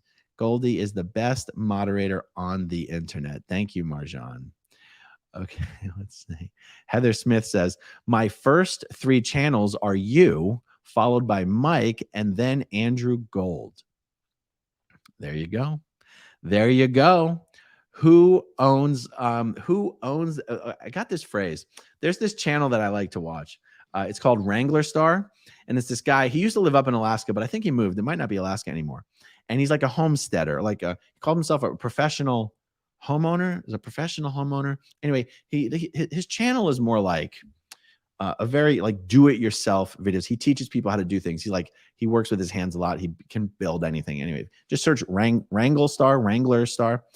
And he used to be in the U.S. Forest Fire Service, the U.S. Fire Service, whatever U.S. department fights forest fires, the U.S. Forest Service. That's what it is, the U.S. Forest Service.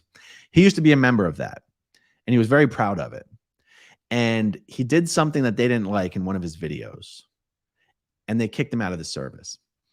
And so in response to that, he does these videos called "Here's How the U.S. Forest Service," and then he'll do like absolutely anything. He'll do things that have nothing to do with the U.S. Forest Service. Here's how the U.S. Forest Service keeps its axes sharp. That's an example that does apply to the Forest Service, but he'll do examples that don't. And someone asked him, if you're not in the U.S. Forest Service, why do you keep doing these videos about it? And he goes, who do you think owns the search results for the U.S. Forest Service? And he basically admitted that the reason he's doing all these videos is essentially so that when people look up the U.S. Forest Service, they find him. So that's what I mean when I go, who owns the search results for Scientology? It's not Scientology, even though they pay for their search engine optimization. Thank you, Heather Smith. All right, let's see. Moving it along here.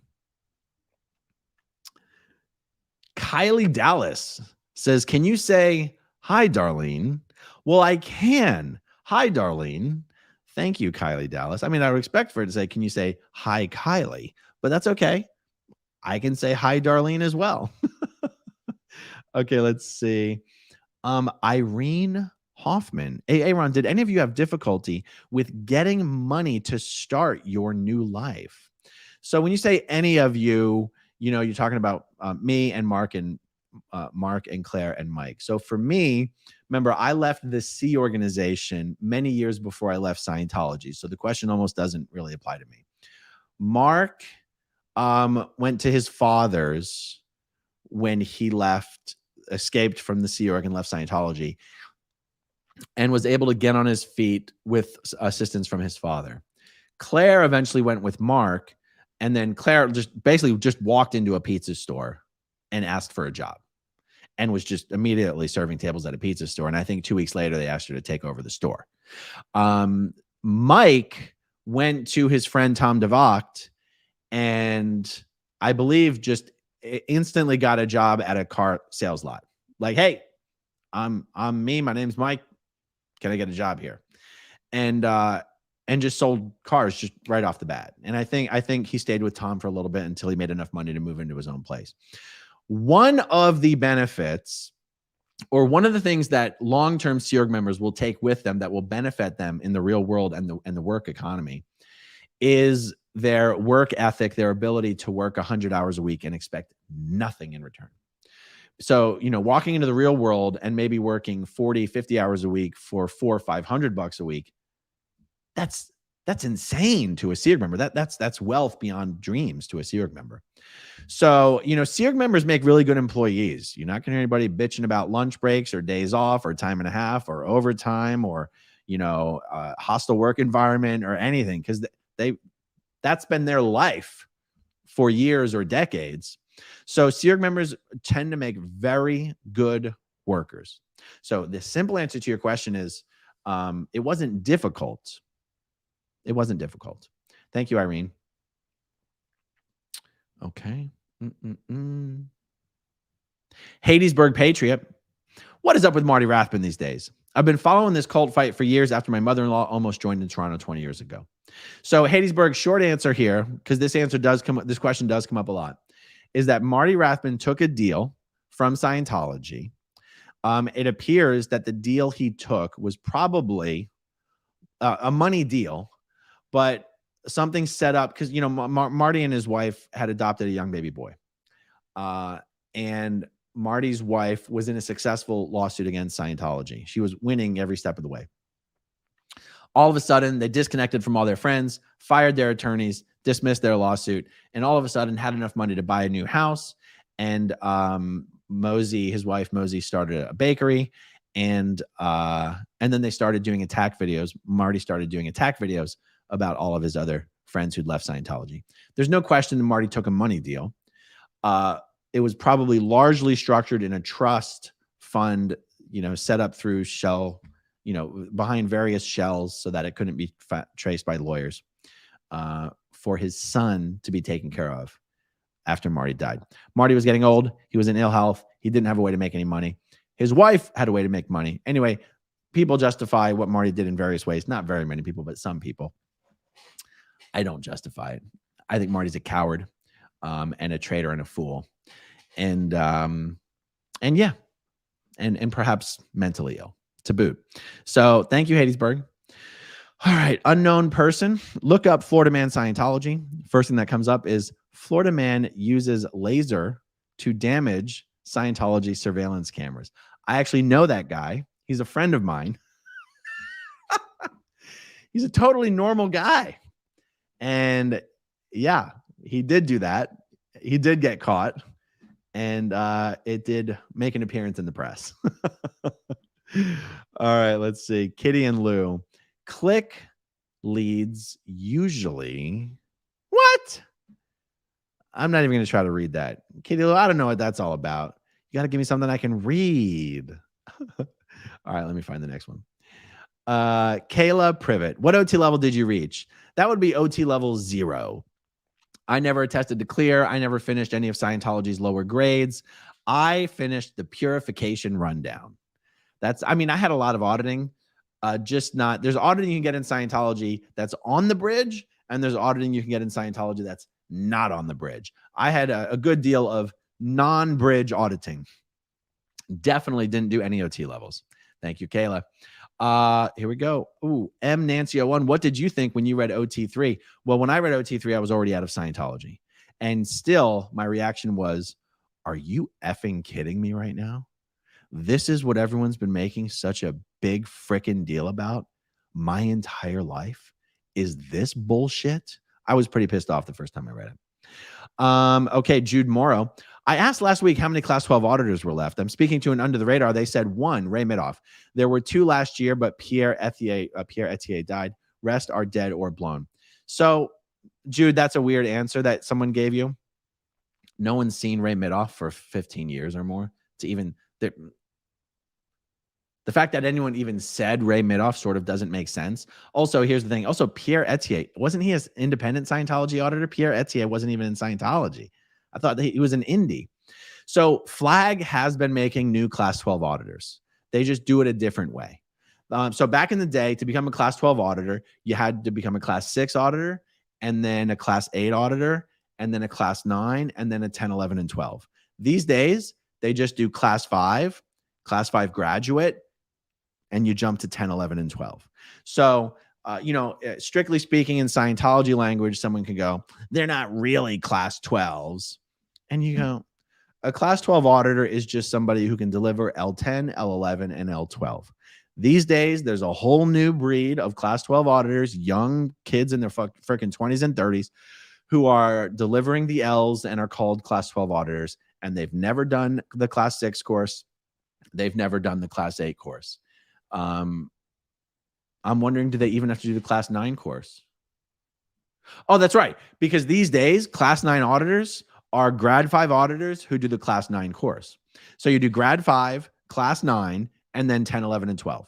So that's a better answer, Jude. There's plenty of class 12 auditors at Flag, because that's where Flag makes most of its money, is selling the L rundowns, and the L rundowns are delivered by class 12 auditors. So thank you for the question, Jude. Take that information and spread it amongst whoever's talking about class 12s. All right, Mighty Whitey.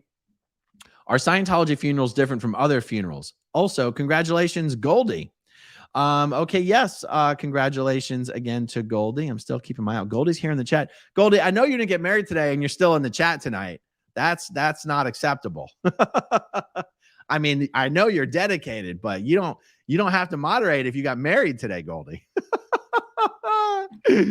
So Scientology funerals are different from other funerals in that someone will get up there and say some platitudes written by L. Ron Hubbard, and other funerals don't have that.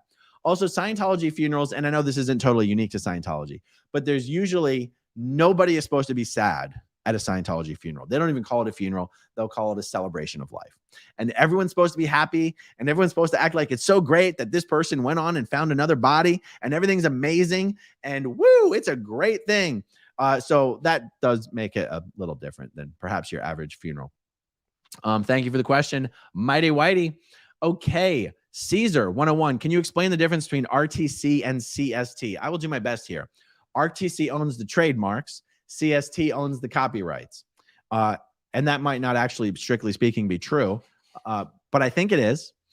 Also, these are set up in a way where it's like, so RTC popularly, and Mike Rinder will have the best answer, but here's the second best. Here's the best I can do. RTC and CST are set up in a way that if the government were to come after RTC, CST has the right to swoop in and take ownership of all of the trademarks from RTC. So whether that means that technically it is CST who owns it and they're giving RTC the right, it's almost like CST has the right to purchase from RTC for like $1 all rights to the trademarks. So that even if, yeah, I mean, I'm repeating myself.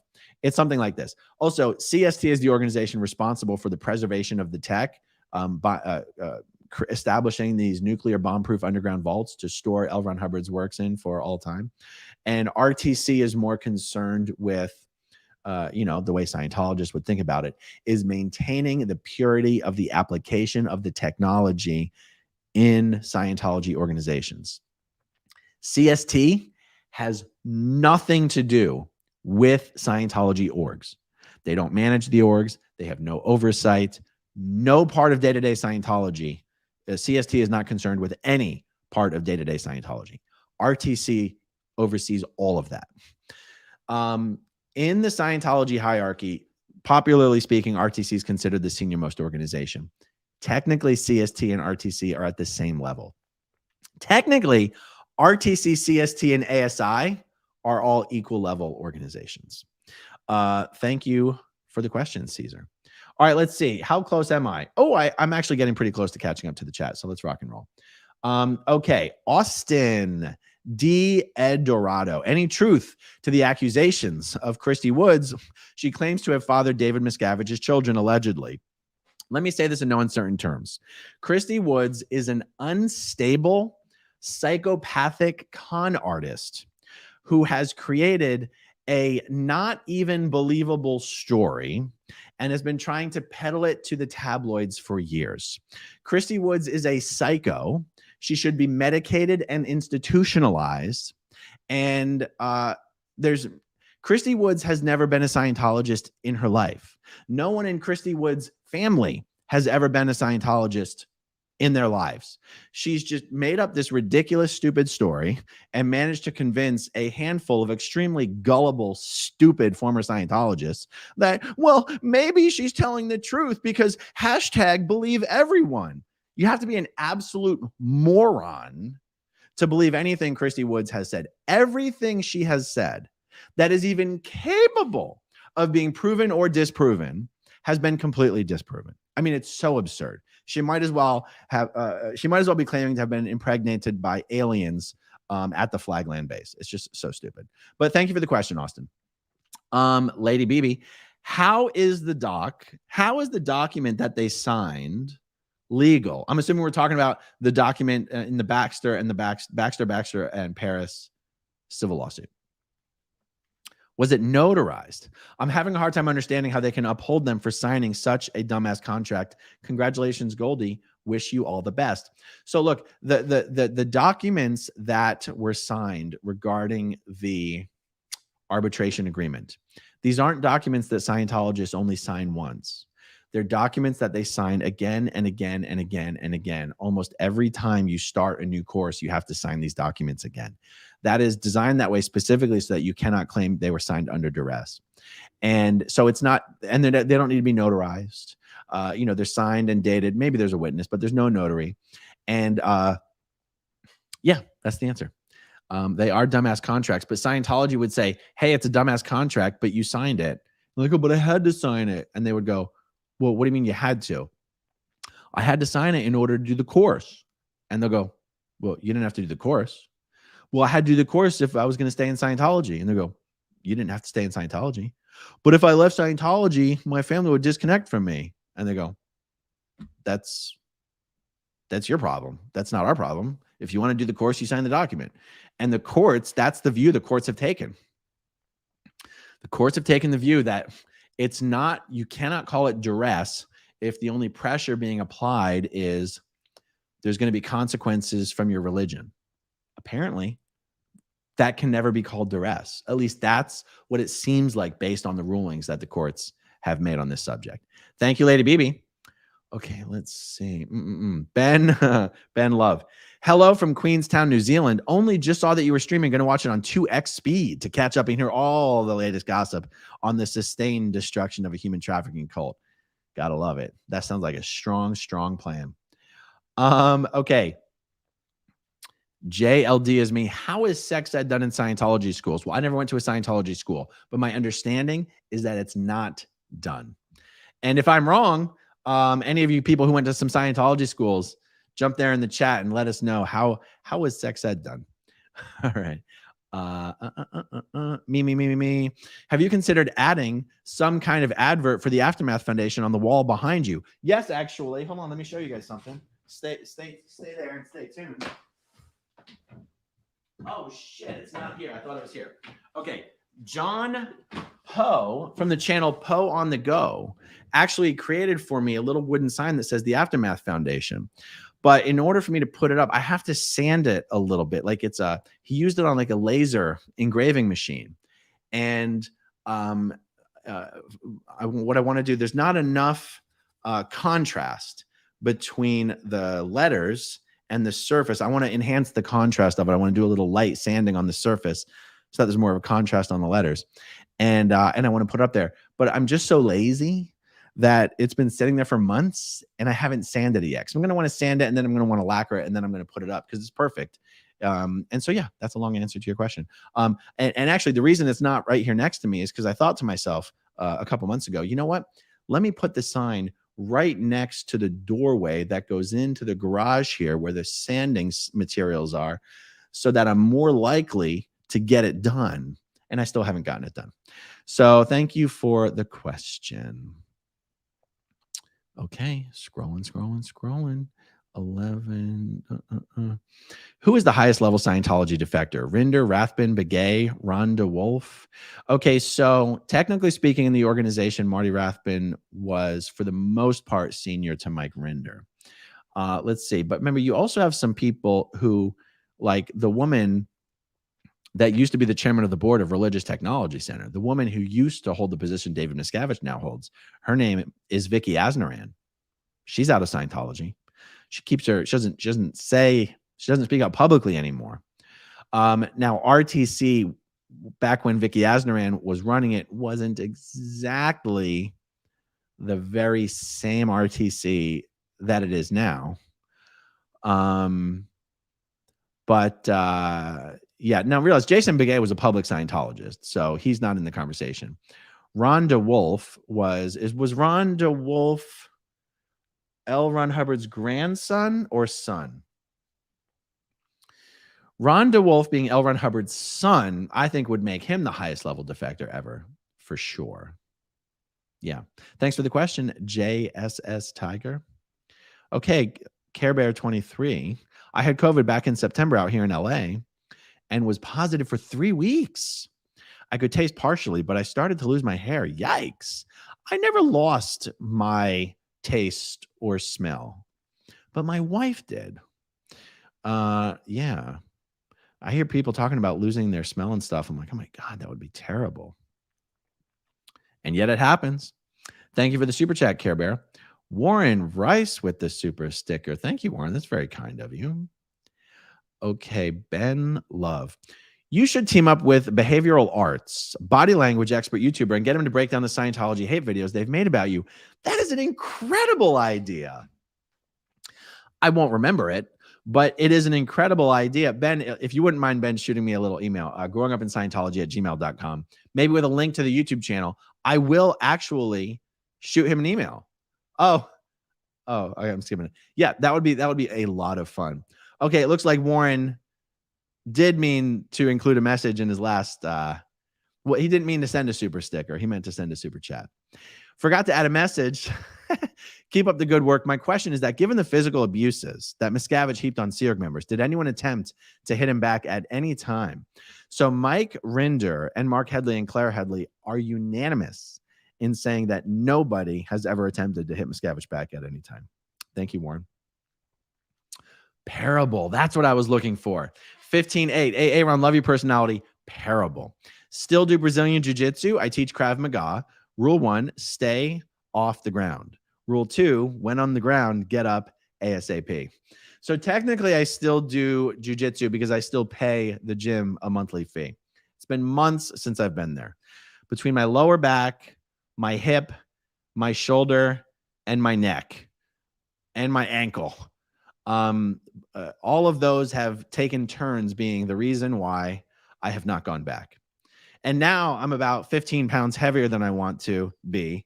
And having a little bit of belly pudge there makes it a little more unpleasant to be rolling around on the ground. But I do plan on going back. And I did actually give my jiu-jitsu gym a shout out on the Lex Friedman podcast, which I intentionally did not tell the owner of the gym. John Keller Jiu-Jitsu in Clearwater John Keller is the owner of Keller Gracie Baja Clearwater is owned by John Keller. And I gave him a shout out on the thing. And I was like, I'm not going to tell him that I did it because I want to see if it gets back to him that I did it. And it got back to him. So it was awesome. Thank you for the super chat 15. Oh my goodness, Lady BB, thank you for answering non-stop super chats. Well, it really is my pleasure. It's a great way to spend a Friday evening. I have not been sleeping very well this week, and I'm hoping that once I finish with this, I can just go back to the house, lay down, pass out, and finally get a good night's sleep. So I'm going to try to wrap it up here quickly, but I do want to get to everyone's questions. So thank you, Lady BB. I really appreciate that. Valerie Boljak, Goldie announced it earlier on Mike's channel. She said in the chat, she honeymooned first and then got married. Oh, turning tradition totally upside down on its head. That's fantastic. I didn't have a chance to watch the live stream that Mike did with Amy Scobie, but maybe I'll watch it on 2x speed later. Amy is so funny and so much fun to talk to. I can't wait to see what they spoke about. Thank you for explaining that, Valerie. Now I feel like I'm in the loop. Thank goodness. Denver Stevo. Do all Florida men know each other? No, but I'll tell you what, any Florida men who end up in the Tampa Bay Times for a story about Scientology probably know each other. Scientology is such a small world. It's even a smaller world in Clearwater. It's even a smaller world when Tampa Bay Times is writing about you. So thank you, Denver Stevo. All right, let's see. Oh, another one of this. Matty O. During today's live stream with Mike, Goldie announced that she got married 2 hours earlier, meaning today. Congratulations, Goldie. Enjoy your honeymoon. Well, it sounds like they already had their honeymoon. So thank you. Thank you, Goldie. Congratulations on getting married today. And I hope you had, well, now I'm wondering what you did for your honeymoon, but I can't just ask you because you're in the chat and I'm 20 minutes behind.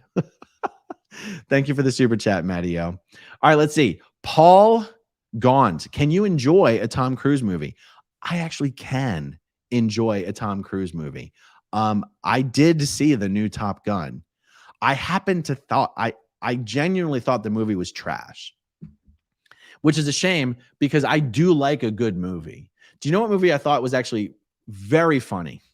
Was it The Day After Tomorrow? What was the movie with Tom Cruise and Emily Blunt where he's dying over and over and over again? I thought that was the first movie in a long time where Tom actually almost started to disappear into his character and he didn't just seem like Tom Cruise, the super Scientologist, during the entire movie. I can enjoy a Tom Cruise movie if he will do me the favor of not being Tom Cruise in the damn movie. I think even the Mission Impossible movies, I just don't find particularly enjoyable. But I guess what I'm conscious, I am capable of enjoying a Tom Cruise movie, and I will watch them. I'm a movie fanatic. I don't know if I've said that recently in my videos. I am a movie fiend. I can tell you the cast and plot of a movie that I've never seen, because that's how closely I pay attention to movie reviews and stuff like that. So, and I have, like, if you guys think I have a particularly good memory for Scientology, I also have a particularly good memory for anything relating to movies. So thank you, Paul, for the question. Janet Morante or Morant. I missed a cracker licking story. Please explain. Okay, so Janet, in the hate website that Scientology created about Mark Bunker, they have one of his former coworkers telling a very serious story of how Mark Headley is a horrible, horrible person. And she tells an anecdote of how one time Mark Headley offered her some crackers, and she had eaten about 4 of them before Mark started laughing, and she said, "What?" And then Mark said, "Didn't you notice that I licked all the salt off of the crackers?" And she goes, "He had licked all of the salt off of the crackers and then handed them to me, and it was disgusting." That's the cracker licking story. It's just such a funny story. And it's completely false. Mark's like, that never occurred. Like, and he's like, and I don't care if it did occur, it would be a funny story. It's just a stupid story that never occurred. So yeah, that's the story, Janet. All right, what do we have? Kitty and Lou. Sorry, Aaron. Some words are banned. Did LRH use his power to perv out like most cult leaders? Just no internet to catch him. Thank you. I get it now, Kitty. I get it. There's actually, to the best of my knowledge, a video will never get dinged for just the words that appear in the super chat. I could be wrong, but that's my understanding. It depends more on what I say. So, Janet, according to the stories of everyone who has worked personally with LRH, the answer to this question appears to be no. That's been verified by Mike Rinder and Janice Gillen Grady and even Marty Rathman. Actually, no, Marty Rathman never even met LRH. Yes, so I'm answering this question not from my personal experience because I never worked with L. Ron Hubbard, but based on what the people who did work with him have said, and their answers to this particular question have been no. Thank you for that. Okay. JLD is me. YouTube fundraisers 100% goes to charity, FYI. This is amazing. Guys, this is actually something that me and Mark and Mike and Claire were going to try to do today, but we didn't all have enough time to do it at the same time. YouTube has the ability to turn a video into a fundraiser. We are going to test this ability with the Aftermath Foundation. I have already submitted the Aftermath Foundation and got it approved through YouTube as an approved charity. The StreamYard, the platform that we use to live stream is called StreamYard. StreamYard has just introduced an option to be able, let's say I'm hosting a video on my channel and Mark and Claire and Mike have all joined me. They can simultaneously stream the exact same video to their channels at the exact same time. And people can comment on each channel and all the comments will come to the one stream. So what we're going to test that capability, streaming on all of our channels at the same time. And at the same time, we're going to test doing an Aftermath Foundation fundraiser on YouTube. And, you know, you guys may know when you make super chats and whatever, YouTube takes a pretty good chunk of those donations. So we always wondered, but if you do a fundraiser on YouTube, are they going to take a portion of the fundraising money? That's what this question is answering here. They don't take any of the money from the fundraiser. I still have my suspicions. That seems a little too good to be true. Because if that is true, how fun would it be for our not just our channels, but other SPTV channels could join in as well by joining in on the live stream and streaming to their channels. And all super chats for the entire thing, and we would promote it.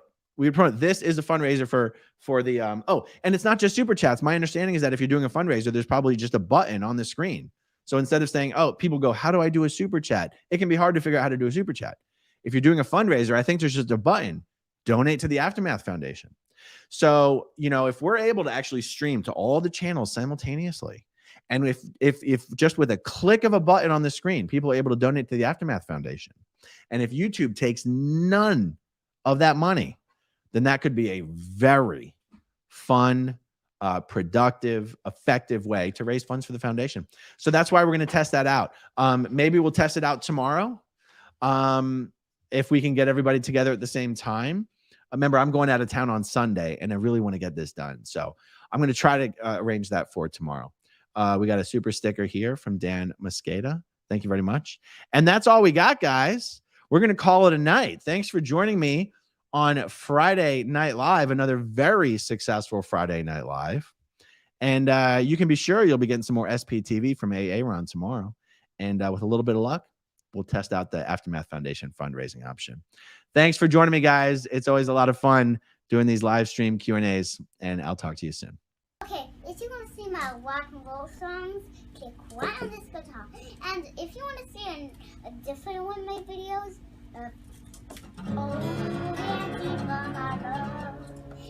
then you could click right inside here. If you have subscribed or not, subscribe right here. Bye.